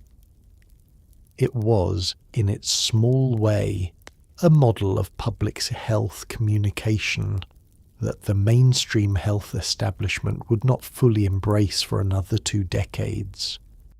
The decision by the New York State Police not to conduct mass drug enforcement at Woodstock was made at a command level and reflected a realistic assessment of what was achievable and what was not. Arresting people in a crowd of 500,000 for drug possession would have required resources that did not exist, would have created a public order situation that the available forces could not have managed, and would have converted a peaceful gathering into something considerably less peaceful. The police were present at Woodstock, uniformed, visible, and largely inactive in the sense that mattered most. They managed traffic. They assisted with genuine emergencies. They did not sweep through the crowd making arrests. It was in retrospect the right call, and it was a call that influenced how law enforcement approached subsequent large gatherings. The relationship between the festival crowd and the local community that weekend was more nuanced than the simple narrative of rural suspicion versus counterculture openness suggests. Many local residents were helpful, generous, and genuinely moved by the experience of having this extraordinary thing happen in their backyard. Others were less thrilled, for reasons that were entirely understandable. Their roads were blocked, their businesses disrupted, their community overwhelmed by something they had not asked for. Both responses were reasonable, both were human, and both were present at Woodstock simultaneously. Like most complicated things, Jimi Hendrix was supposed to close Woodstock on Sunday night. He closed it instead on Monday morning, performing for a crowd that had thinned from its peak, but was still at somewhere around 30,000 people, larger than almost any other concert crowd in history at that point. The rest of the world had been expecting him Sunday. Sunday had had other ideas. Sets ran long. The schedule collapsed under its own ambitions. Rain delayed things. Equipment needed recalibration. And so Monday morning arrived, the sun barely up, the ground still damp, the last of the festival's faithful sitting in the remains of 3 days of history, and then Hendrix took the stage. His set lasted 2 hours. It included a version of the Star-Spangled Banner that is still discussed, analysed, argued over, and taught in music schools today. A performance that used distortion, feedback, and pure technical mastery to turn the national anthem into something that sounded like the entire previous decade compressed into 4 minutes. People heard in it whatever they needed to hear. Protest, celebration, grief, exhilaration. It was not a clean ending to a clean festival. It was the perfect ending to this one. Hendrix had been the highest paid performer at Woodstock, and he had been given the closing slot because his status in 1969 was simply different from everyone else's. He was not just a popular musician. He was a figure around whom the era organized itself, a guitarist of such obvious and uncontested mastery that the question of whether he was the best who had ever played was being asked seriously and answered in the affirmative by people who had heard everything. His performance at Monterey in 1967 where he had closed the show by setting his guitar on fire, literally with lighter fluid and sacrifice, had established him as someone for whom the normal rules of what a live performance could be did not apply. The decision to go on Monday morning rather than wait indefinitely for a Sunday slot that was never coming was made pragmatically. Hendrix and his band, the Gypsy Sun and Rainbows, an expanded lineup that included a second guitarist and a second drummer, had been waiting backstage since Sunday evening. By the time they took the stage, it was nearly 9 in the morning. The crowd that remained was smaller, but its devotion was, by definition, proof. These were the people who had not left. They had stayed through the mud and the rain and the food shortage and the toilet situation and 3 days of everything Woodstock could throw at them, and they were still there at 9 on a Monday morning waiting for Jimi Hendrix. The star-spangled banner that Hendrix played that morning resists simple description because what it meant and means depends entirely on who is listening. He played it alone on electric guitar without accompaniment. He played the melody faithfully and then bent it, stretched it, deconstructed it with feedback and distortion until it sounded like something being broken and remade simultaneously.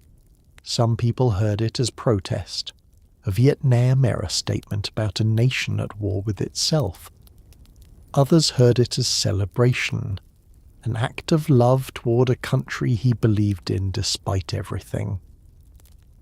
Hendrix himself declined to explain it, which was the right choice. The performance was large enough to contain all of those meanings at once. It still is.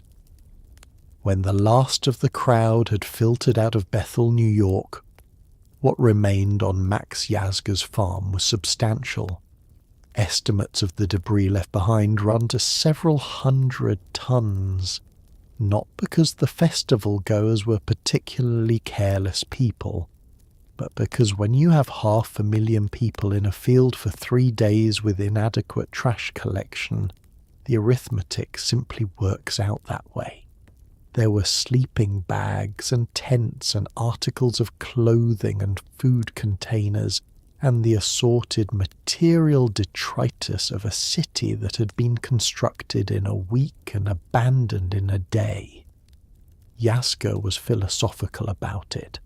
He gave a brief speech to the last of the remaining crowd that has since become one of the more quietly moving documents of the era, telling the assembled thousands that they had proven something to the world, that they were the largest group of people ever assembled in one place, and that they had not been violent, had not been dirty, had not been unruly. You've proven that 500,000 kids can get together and have 3 days of fun and music, he said, and I God bless you for it. He meant it. And then the cleanup began, and it was substantial, and it took a while. But the world that followed it was different. The debris field that Woodstock left behind was, in its own way, a kind of portrait of the event. Sleeping bags in every colour, abandoned because they had absorbed so much mud that carrying them home felt like a lesser priority than simply leaving. Tents, some collapsed by the rain, some simply left by people who had arrived with more optimism about their camping setup than the reality had rewarded. Shoes. An extraordinary number of shoes, which tells you everything you need to know about the mud and the decisions people make when their footwear has become more of a burden than a benefit. Food containers from the concession stands, blankets, books, handmade signs. The physical residue of 3 days of 500,000 people living together in a field, which is, it turns out, considerable. The cleanup operation was organised by a combination of the festival's own staff, local volunteers, and people who had stayed behind specifically to help restore the grounds. It took weeks rather than days. The fields that had been compacted by 500,000 pairs of feet needed time and work to recover. The infrastructure that had been built, the stage, the fencing, the generator systems, the sanitation facilities, had to be dismantled and removed. The roads needed clearing of the abandoned vehicles that had been left on the shoulder during the traffic jams of the arrival days. Max Yazga's farm needed to return to being a farm, and that transition required patience and effort that the cleanup crews provided.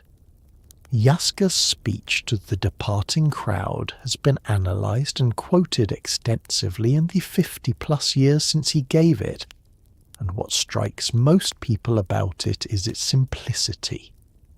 He was not a speechmaker by temperament. He was a dairy farmer who had rented his land to a music festival and found himself unexpectedly at the centre of one of the defining events of the 20th century.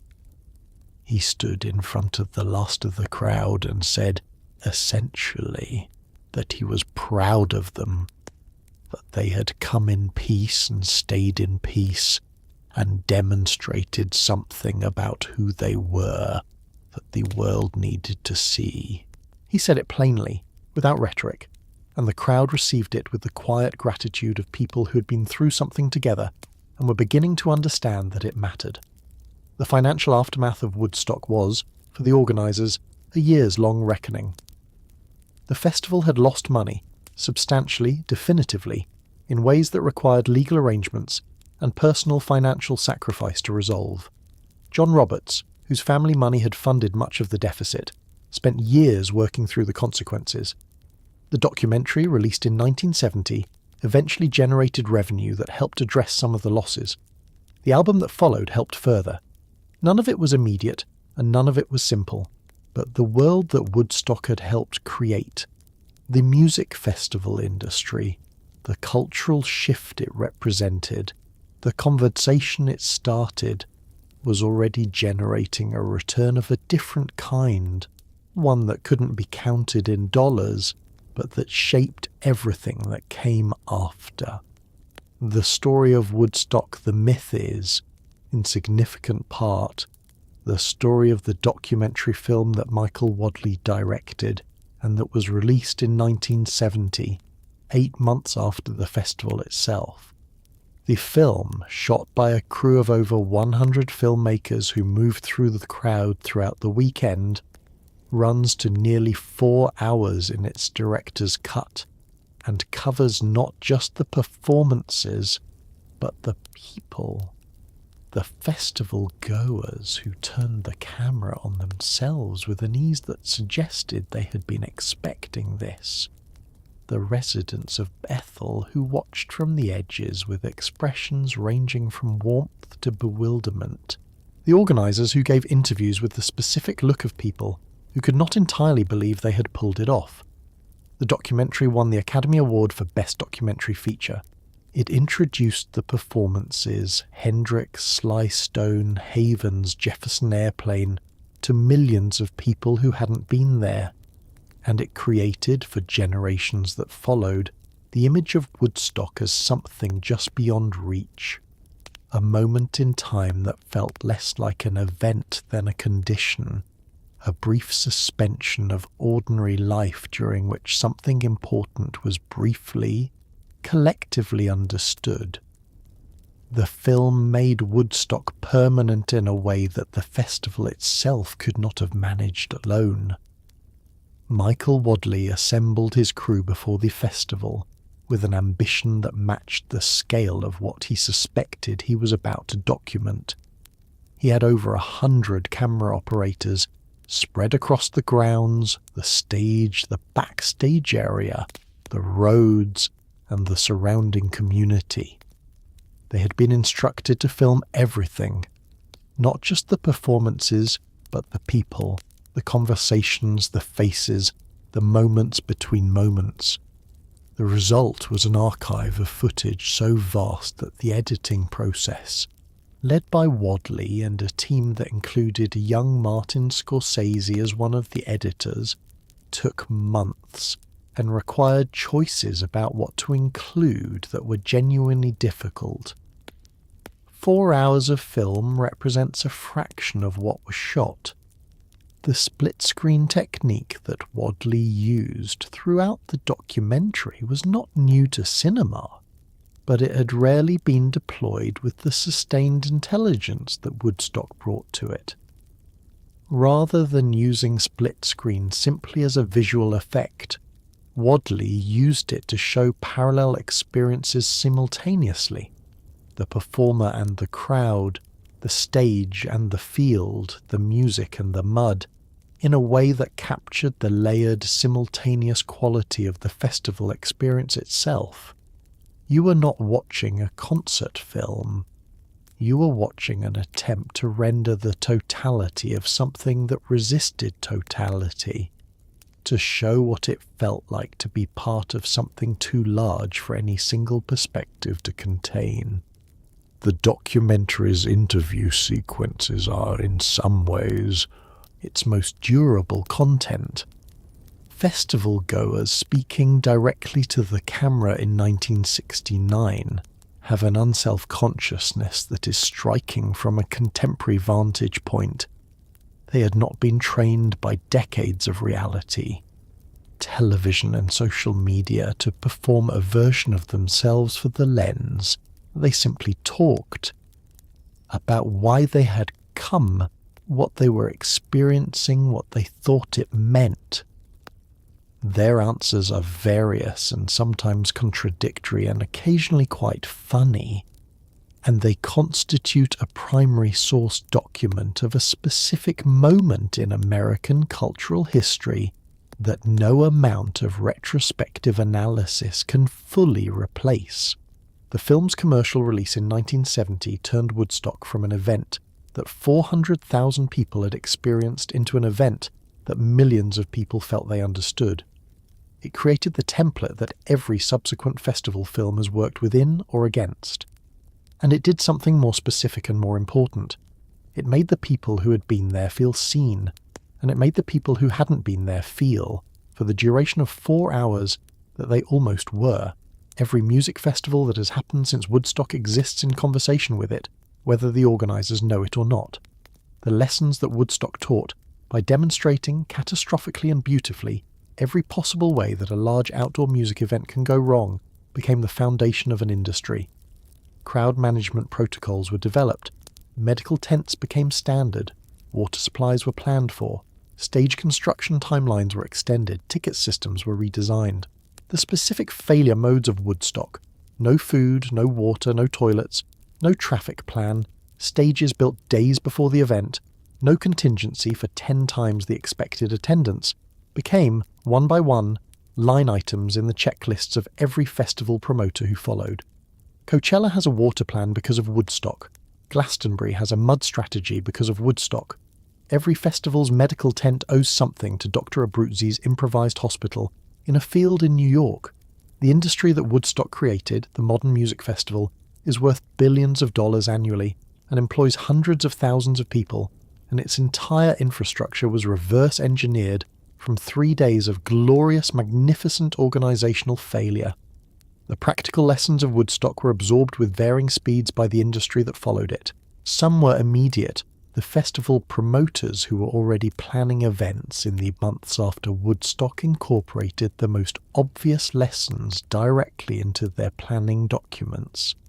Most notably, the need to plan for crowds significantly larger than ticket sales projections would suggest.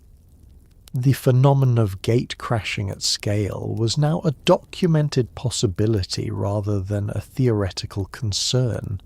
And the infrastructure question, how do you serve a crowd 2 or 3 times the size you planned for, became a standard item on the planning agenda in ways it had not been before. The medical protocols that emerged from Woodstock took longer to be formally codified, but were arguably more significant. The harm reduction approach to drug-related distress, calm intervention in a quiet environment rather than clinical emergency treatment, moved from the hog farm's improvised bad trip tent into the mainstream of festival medicine over the course of the 1970s, carried by the doctors and medical staff who had worked at Woodstock and who brought what they had learned there into their subsequent practice. By the 1980s, dedicated psychological support facilities were standard at large outdoor events, and their basic methodology, be present, be calm, create safety, was the one that Wavy Gravy's people had used in a field in New York in August of '69. The sound technology that Bill Hanley developed and deployed at Woodstock had a direct influence on the subsequent development of large-scale concert audio. The problems he had solved, how to deliver clear, balanced sound to a crowd spread across a large outdoor space without creating dead zones or overwhelming anyone near the speakers, were problems that the industry had not systematically addressed before. His solutions, documented and discussed in the technical press after the festival, became part of the shared knowledge base from which the next generation of live sound engineers worked.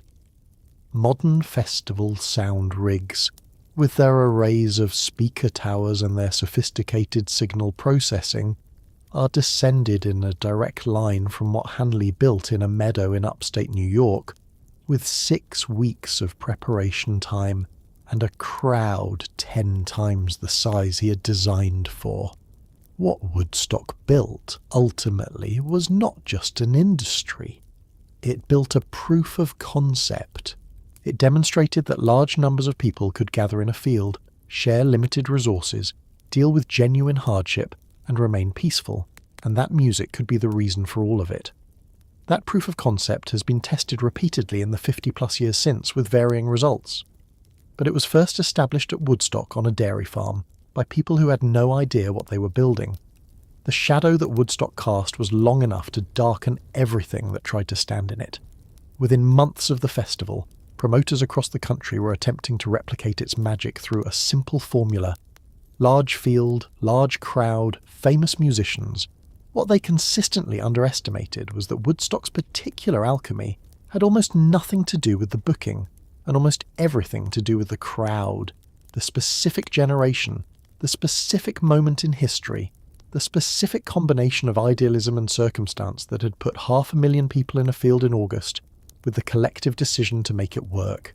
Altamont, which happened just 4 months later in December of 1969, and is now remembered primarily for the violence that broke out during the Rolling Stones set, demonstrated what happens when you try to produce a Woodstock without the parts that actually mattered. The Hells Angels were hired as security. The crowd was too compressed. The planning was rushed. The result was a disaster of an entirely different character, one that, in many ways, punctuated the end of the era that Woodstock had briefly, beautifully represented. The Age of Aquarius did not die at Altamont exactly, but it did stop being quite so confident that it was inevitable. The Altamont Speedway Free Festival was organised in a matter of weeks, assembled with a speed that made Woodstock's compressed timeline look leisurely by comparison. The Rolling Stones, who were concluding an American tour, wanted a free concert in the spirit of the era, a gesture of generosity toward their audience, a Woodstock moment of their own. What they got was a site chosen at the last minute, a crowd estimated at 300,000 people, compressed into a space significantly smaller than Yazga's farm.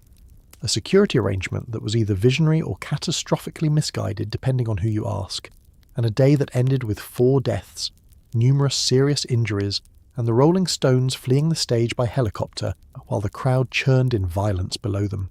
The comparison between Woodstock and Altamont was drawn immediately, and has been drawn continuously ever since, and it is sometimes oversimplified in ways that are not entirely fair to either event. Woodstock was not peaceful because the organisers were more competent, they were not demonstrably more competent. It was peaceful because the crowd had decided to make it peaceful, because the hog farm had provided a model of calm that the crowd adopted, because the layout of the grounds gave people space, and because the specific cultural moment of August 1969 had not yet absorbed the disillusionment that December would bring. Altamont inherited a different moment. The optimism had started to fray. The space was wrong. The security was wrong, and the combination of factors produced a result that nobody who was there wanted to remember. The subsequent decades of festival history are dotted with events that attempted the Woodstock formula with partial success. Some of them, the Isle of Wight Festival of 1970, which drew an even larger crowd than Woodstock in a single year's follow-up, achieved moments of genuine beauty alongside their own logistical struggles. Others collapsed more thoroughly. The two Woodstock anniversary festivals in 1994 and 1999 are case studies in what happens when the spirit of an event is replaced by its commercial infrastructure. Woodstock 99 in particular ended in fires, assaults, and chaos that made Altamont look organised by comparison, and it did so in an era of corporate sponsorship and pay-per-view broadcast rights that the original festival's organisers would not have recognised. The name was the same. Everything that the name had meant was absent. The lesson that the copycat festivals consistently failed to learn is the one that Woodstock itself had not planned to teach. You cannot manufacture the conditions that make a gathering of people into a community. You can provide the space, the music, the food, and water and sanitation. You can hire the right acts and build the right stage and string the lights at the right height. But the thing that made Woodstock what it was, the collective decision of 500,000 people to take care of each other in a difficult situation, is not something that appears on any planning document. It either happens or it doesn't, and the festivals that have tried hardest to replicate Woodstock have usually been the ones least likely to find it. The most remarkable thing about Woodstock is not the music, the mud, or the logistical catastrophe. It is the memory. Somewhere between the 400,000 and 500,000 people who were actually present at Woodstock and the several million who have, in the decades since, claimed to have been there, are the real ones.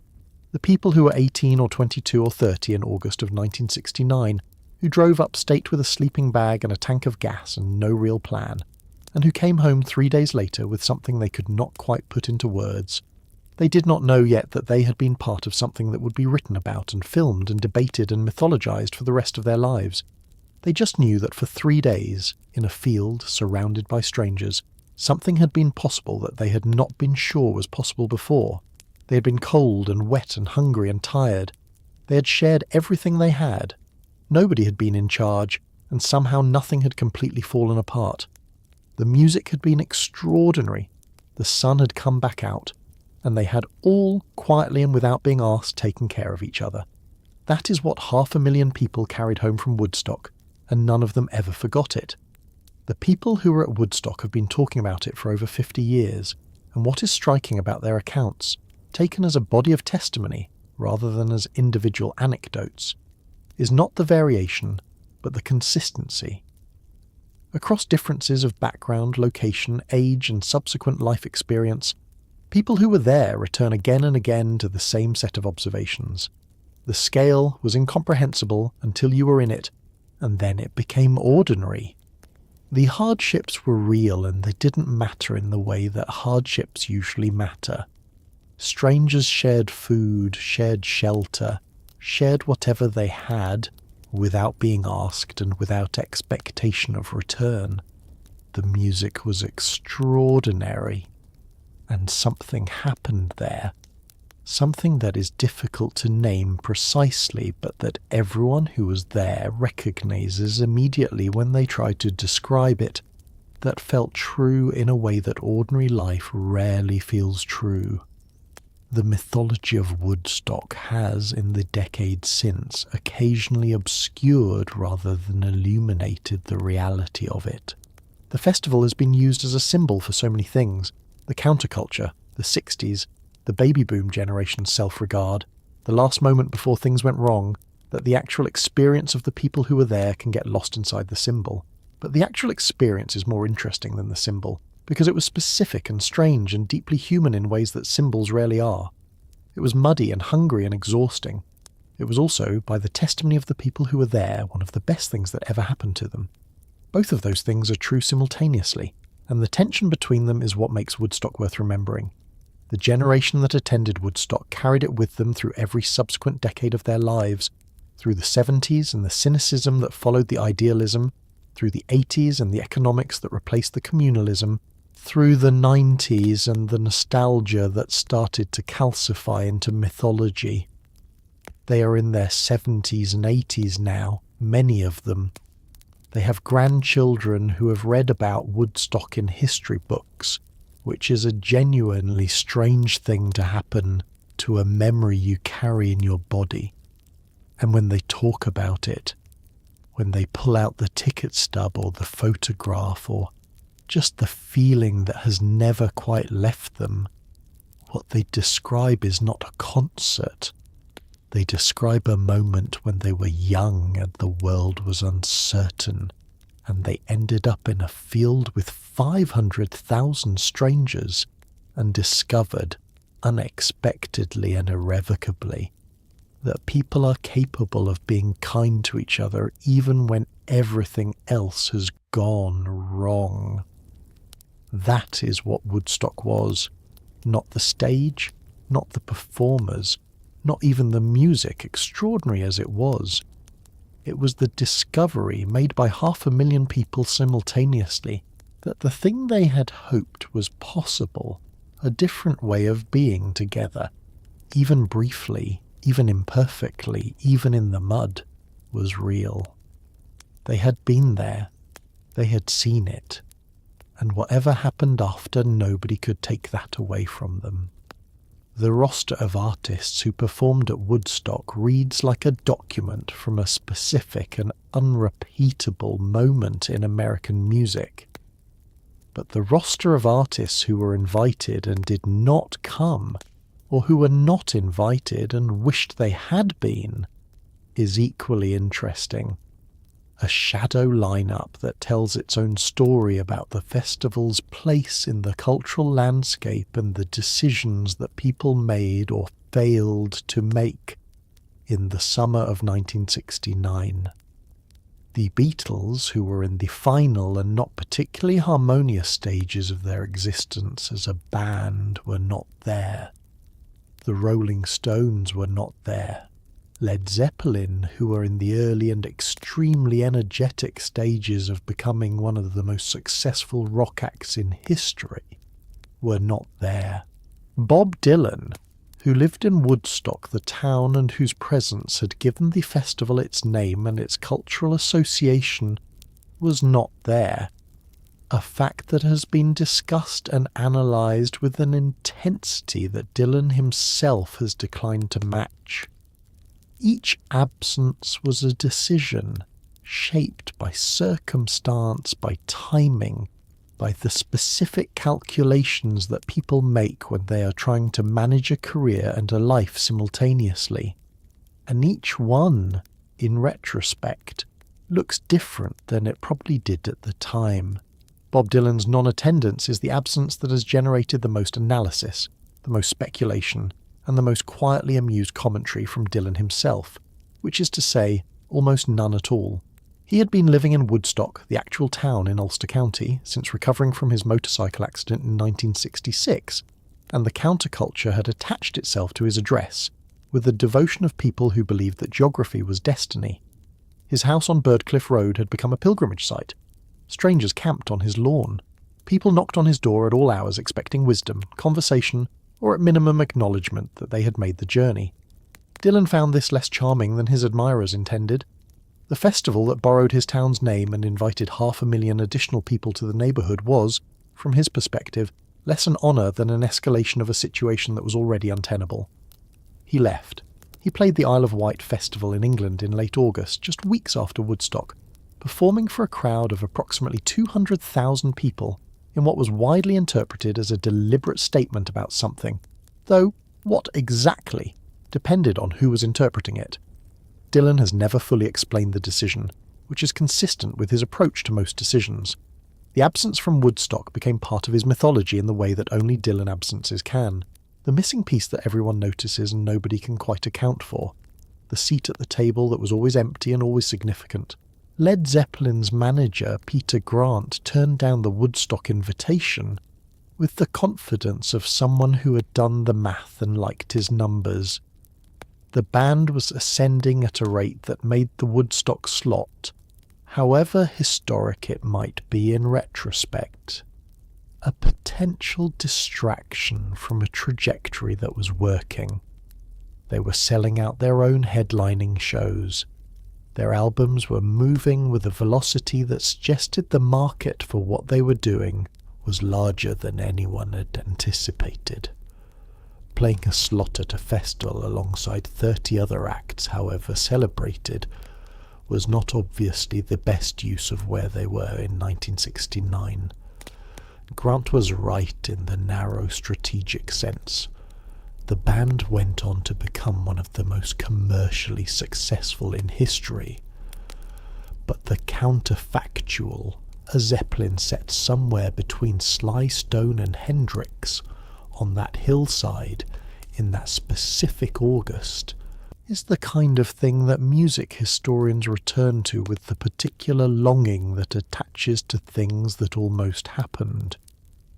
The Rolling Stones' situation in the summer of 1969 was complicated by events that made a Woodstock appearance practically impossible, regardless of anyone's wishes. Brian Jones had been asked to leave the band in June, replaced by Mick Taylor. Jones had died on the 2nd of July. The band was in mourning, in transition, and in the process of incorporating a new member into their live show under circumstances that were emotionally and logistically demanding. They were not available for Woodstock in any meaningful sense. 4 months later, they would headline Altamont, and the comparison between what that festival became and what Woodstock had been would follow them for decades. The Stones did not choose to miss Woodstock in the way that Dylan chose to miss it, or the way Led Zeppelin chose to miss it. They were simply somewhere else, dealing with something else, in a summer that had already been difficult enough. The artists who performed at Woodstock and went on to have long careers have been asked about the experience in interviews across 50 years, and the consistency of their responses is striking. Almost all of them describe it as the largest, strangest, most improbable thing they ever experienced professionally. Almost all of them say they did not understand what it was while they were in it.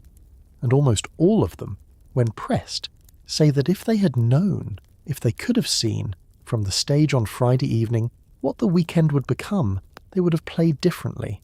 More slowly, more carefully, with more attention to the specific weight of the moment. They played well, but they played for a concert. What they were actually playing for was history, and you only know that afterward. The town of Bethel, New York, which is where Woodstock actually happened, geography being one of the festival's many minor deceptions, had a complicated relationship with the event that had descended upon it in August of 1969. The population of Bethel at the time was approximately 3,000 people. For one weekend, it became the third largest city in New York State. The residents of the surrounding area had received varying amounts of warning about what was coming, and the warning had not fully prepared any of them for the reality. Roads that normally carried a few hundred cars a day carried hundreds of thousands. Local businesses were stripped of inventory. The volunteer fire department found itself assisting with a medical situation it had not been designed for. The ordinary infrastructure of a small rural community was asked to support something exponentially beyond its capacity, and it did so with a combination of grace, practicality, and the occasional justifiable complaint that the circumstances warranted. The warning signs that something unusual was coming had been present for weeks before the festival. Local newspapers had run stories about the planned event. Town meetings had been held. Residents had expressed a range of opinions, from cautious optimism about the economic benefits to frank alarm about the practical implications of several 100,000 young people arriving in their community simultaneously. The concerns raised at those meetings about traffic, about sanitation, about noise, about the general character of the expected crowd turned out to be accurate in their specifics and wildly insufficient in their scale. Nobody in Bethel had a mental model for what 500,000 people actually looked like, because nobody in Bethel had ever seen 500,000 people in one place. By the time the reality arrived, the planning was academic. The local businesses that had prepared for the festival did so with projections calibrated to the expected attendance figures. A hardware store owner who had ordered extra supplies of certain items, rope, tarps, basic tools, sold out within the first afternoon and spent the rest of the weekend turning people away. The grocery stores in surrounding towns were stripped with a thoroughness that left shelves empty for days after the festival ended. Gas stations ran out of fuel. The financial transaction that was supposed to accompany this consumption, money changing hands, businesses profiting from the sudden influx of customers, was complicated by the reality that many festival goers had arrived with limited cash, having expected to spend their money at the festival's own concession stands, which had their own supply problems. The relationship that developed between the local residents and the festival goers over the course of the weekend was, in many cases, genuinely warm. The image of a rural community united in suspicion of the counterculture invasion is too simple and too convenient to be accurate. Farmers who found their land being used as impromptu parking lots by cars that had simply run out of road responded with a range of reactions. Some charged for the privilege, which was entirely reasonable, while others waved people through with the pragmatic hospitality of people who understood that the situation was beyond anyone's ability to control, and that kindness was at least more pleasant than its alternative. The decades that followed Woodstock were, for Bethel, a long process of deciding what the festival meant to the town's identity, and what, if anything, should be done to acknowledge it. The festival site itself, the hillside and the meadow where the stage had stood, passed through several owners over the years, was occasionally the subject of development proposals, and was intermittently visited by pilgrims who wanted to stand on the ground where it had happened. These visitors arrived without infrastructure to receive them, without markers to orient them, without any official acknowledgement that something worth commemorating had occurred in this particular field. They came anyway. People always came anyway, because that is what Woodstock was, something that pulled people toward it even after it was over, even when there was nothing left to see except a hillside and the memory of what had once been there. The Bethel Woods Centre for the Arts, which opened in 2006 on the original festival site, represents the town's eventual decision to embrace what had happened there rather than simply endure its legacy. The museum at the centre is thoughtful and detailed, placing the festival in the context of the era that produced it and the culture it helped shape. Concerts are held on the hillside in summer. The view from the top of the natural amphitheatre is unchanged. The same hills, the same sky, the same sense of a landscape that was designed accidentally for exactly this purpose. Max Yazga's farm is long gone as a working dairy operation, but the land remembers what happened there in the way that land sometimes does, quietly and without explanation, simply by being the place where it occurred. Eventually Woodstock ended. Not cleanly, not all at once. It thinned rather than stopped, the crowd dissolving gradually from Monday morning onward, as people began the process of extracting themselves from a situation that had, for 3 days, made ordinary life feel very far away. The roads that had been paralysed on the way in were now paralysed in the other direction, carrying the same cars and the same people back toward the lives they had left on Thursday. But the people in those cars were not entirely the same people who had left. Something had happened to them, and they were carrying it home with them in ways that they could feel, but not yet articulate, in the specific way that significant experiences resist language until enough time has passed to give them shape. They were tired in a way that sleep would not immediately fix. They were dirty in a way that one shower would not fully address. And they were, by almost universal account, quietly and profoundly changed in a way that they would spend the rest of their lives trying to explain to people who had not been there. The drive home from Woodstock had a quality that people who made it describe with a consistency that suggests it was a shared experience as much as the festival itself had been. The car was slow. The roads were still congested, clearing gradually but not quickly, and the Monday morning traffic that would normally have been moving in the opposite direction toward work and school was navigating around the outbound flow of the departing crowd. The windows were probably down, because the accumulated smell of 3 days in a field, concentrated in an enclosed vehicle, was considerable. The radio was on, playing news coverage of the event that the people in the car had just left. describing in the external language of journalism something that they were still carrying in their bodies as something else entirely.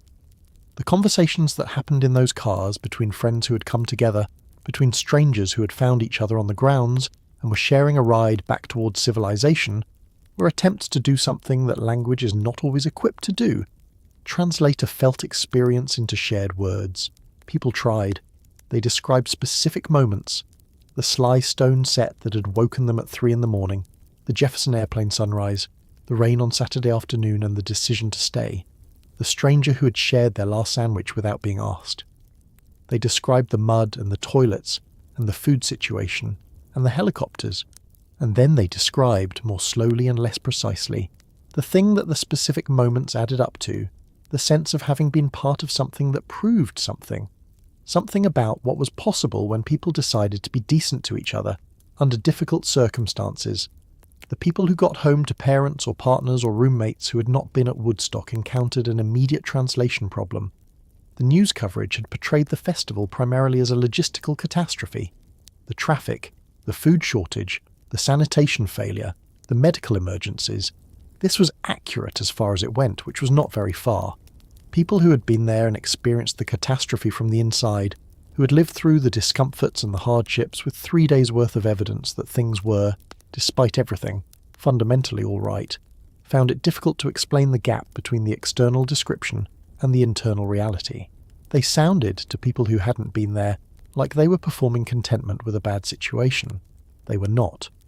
They were reporting accurately from an experience that the news coverage had not been equipped to capture, because the news coverage was measuring the wrong things. The mud came home with them in a literal sense, in their clothes, in the treads of their shoes, embedded in the fabric of sleeping bags and the creases of tent poles. It took weeks in some cases to fully remove the physical evidence of Woodstock from the possessions of the people who had been there.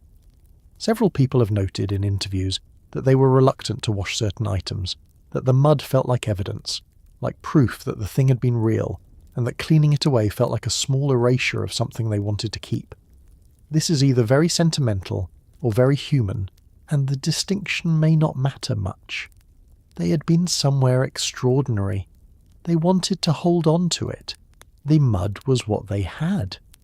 Here is the question that sits underneath every documentary, every retrospective, every anniversary broadcast, every conversation that begins with, "I was there," or "my parents were there," or "I've always wished I'd been there." What exactly does Woodstock mean? Not what did it mean in 1969, when it was new and raw and covered in mud that hadn't dried yet.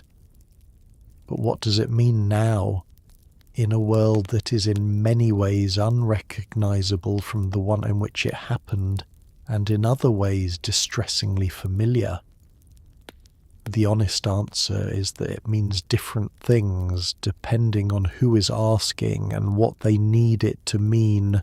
It has been claimed by so many different narratives: the counterculture, the music industry, the baby boom generation, the peace movement, the environmental movement, the festival industry, the film industry, that its original meaning, whatever that was, has long since been overlaid with the meanings that other people brought to it afterward. This is what happens to significant events. They become vessels for the hopes and arguments of the people who come after. The mud dries, the myth remains, and the myth, inevitably, is both less and more than what actually happened. The question of what Woodstock means is inseparable from the question of what the people who were there were looking for when they got in their cars on Thursday morning and pointed them toward a dairy farm in upstate New York. They were not, for the most part, making a political statement. They were not marching. They were not protesting.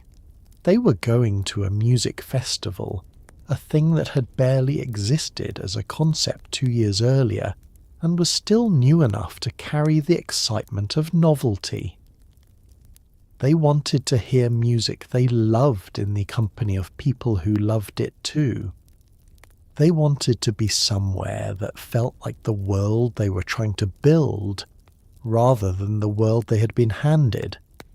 They wanted, in the particular way of young people in 1969, to be among their own kind and to feel, briefly, that their own kind might be sufficient to change things. These are not complicated desires.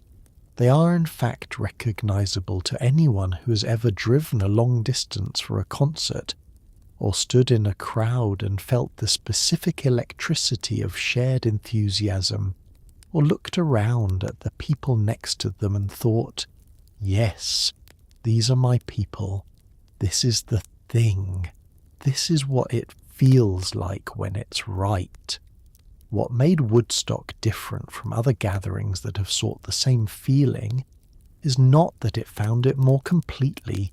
Plenty of concerts and festivals and gatherings have produced moments of genuine communal electricity, but that it found it under conditions that should have prevented it entirely. The food was gone, the water was short, the toilets were a situation that the Geneva Convention might have had opinions about. The rain had turned the ground into something that ate shoes. The schedule had collapsed, the money had run out. The organizers were operating on adrenaline and prayer. And in the middle of all of this, 500,000 people looked at each other and decided collectively and without being asked to make it work. That decision, sustained across 3 days, tested by every discomfort the weekend could produce, is the thing that makes Woodstock worth remembering. Not the performances, extraordinary as they were, not the scale, remarkable as it was, the decision. The anniversary festivals that followed in subsequent decades, 1979, 1989, 1994, 1999, each tried in their own way to recapture something that the original had produced, and each discovered, with varying degrees of grace, that the thing they were trying to recapture was not available for purchase. The 1994 festival, held on the original site, was by most accounts a reasonable music event that honoured the spirit of the original with some sincerity. The 1999 festival is studied in event management courses as a masterclass in how to create the conditions for disaster, overcrowded, under-resourced, commercially saturated, and attended by a generation that had been sold a mythology rather than an experience. The fires that broke out on the final night of Woodstock 99 were not caused by any single failure. They were caused by the accumulated weight of everything that the original Woodstock had not been: cynical, commercial, indifferent to the people it had nominally gathered to serve. The name was the same, the soul was absent, and the crowd, which had been promised something real and given something manufactured, responded with the particular anger of people who have been deceived about something they cared about. The real legacy of Woodstock is not the festival industry it spawned, though that industry is substantial. It is not the documentary, though the documentary is extraordinary. It is not even the music, though the music endures. The real legacy is the proof, the piece of evidence, established once and held in the memory of 500,000 witnesses, that ordinary people are capable of extraordinary generosity when the circumstances require it, and when someone somewhere has set the tone. The Hog Farm set the tone at Woodstock. Richie Havens set the tone. The stranger who shared their last sandwich set the tone, and 500,000 people, one small decision at a time, sustained it across 3 days of mud and rain and shortage and exhaustion. The world in which we live now is different from the world of August 1969 in ways that are too numerous and too complex to enumerate. But the question that Woodstock was asking, whether people, given a reason and a moment, will choose to take care of each other, is not a question that has been answered definitively in the intervening years. It gets asked again and again, in different contexts, under different circumstances, with different results. Sometimes the answer is yes, sometimes it is not. Woodstock was one of the times it was yes, on a scale that has not been matched since, and the memory of it serves as a reminder that the yes is available, that it is not a myth or a fantasy or a product of a particular decade's optimism, but a real thing that real people produced on a real hillside in upstate New York because they decided to. That is what Woodstock is still trying to tell us. Not that the 60s were better, or that 500,000 people in a field will always find their better natures, or that music will save the world. Just that it happened once, that it was real, that the mud and the rain and the food shortage and the impossible toilets and the collapsed schedule and the overflowing tent were all real. And so was the kindness, and so was the music, and so was the dawn on Sunday morning when the sky turned gold over the Catskills and Grace Slick said good morning to 400,000 people, and they said good morning back. That all of it happened in the same place, at the same time, to the same people, and that those people went home different, and carried what they had learned in a field in August for the rest of their lives, quietly, stubbornly, the way that important things are carried, one person at a time, across all the years since, back toward a hillside that still exists, still faces the same sky, still catches sound and carries it the way it always has, as if it has been waiting all this time to be that particular amphitheatre again. And so, here we are, on the other side of Woodstock, on the other side of the mud and the rain and the brown acid warning and the 300 tons of trash and the toilets that history will never fully forgive. On the other side of Richie Havens, playing for 3 hours because there was nobody else ready, and Sly Stone waking the dead at 3 in the morning, and Jimi Hendrix bending the national anthem into something that sounded like the entire decade saying goodbye to itself on a Monday morning in August. 500,000 people showed up to a dairy farm with no food, no water worth drinking, no functioning sanitation, no schedule that bore any resemblance to reality, and no reasonable expectation that any of it would be fine. And it was fine. Not fine in the sense of comfortable or organised or anything approaching what the brochure had promised. Fine in the deeper sense, the sense that matters more and lasts longer, the sense that the people there took care of each other, and the music played, and the sun came back out, and nobody gave up. They were cold, and they were hungry, and they were standing in something that used to be a field, and was now a philosophical position on the nature of mud. They had driven 20 miles in 4 hours and walked the rest. They had shared their last sandwich with a stranger, and accepted granola from a commune member named after a condiment. They had stayed through the rain when leaving would have been the sensible choice, and in doing all of that they had proven something small and enormous simultaneously, that people, when they decide to, are capable of being extraordinarily decent to each other under conditions that would excuse them from the obligation entirely. You're lying in a warm bed right now. There is a roof above you that does not leak, in all likelihood. The floor beneath you is not mud. Nobody is going to announce over a PA system that breakfast will be granola, and that you should be aware of the brown acid. Your toilets are functional.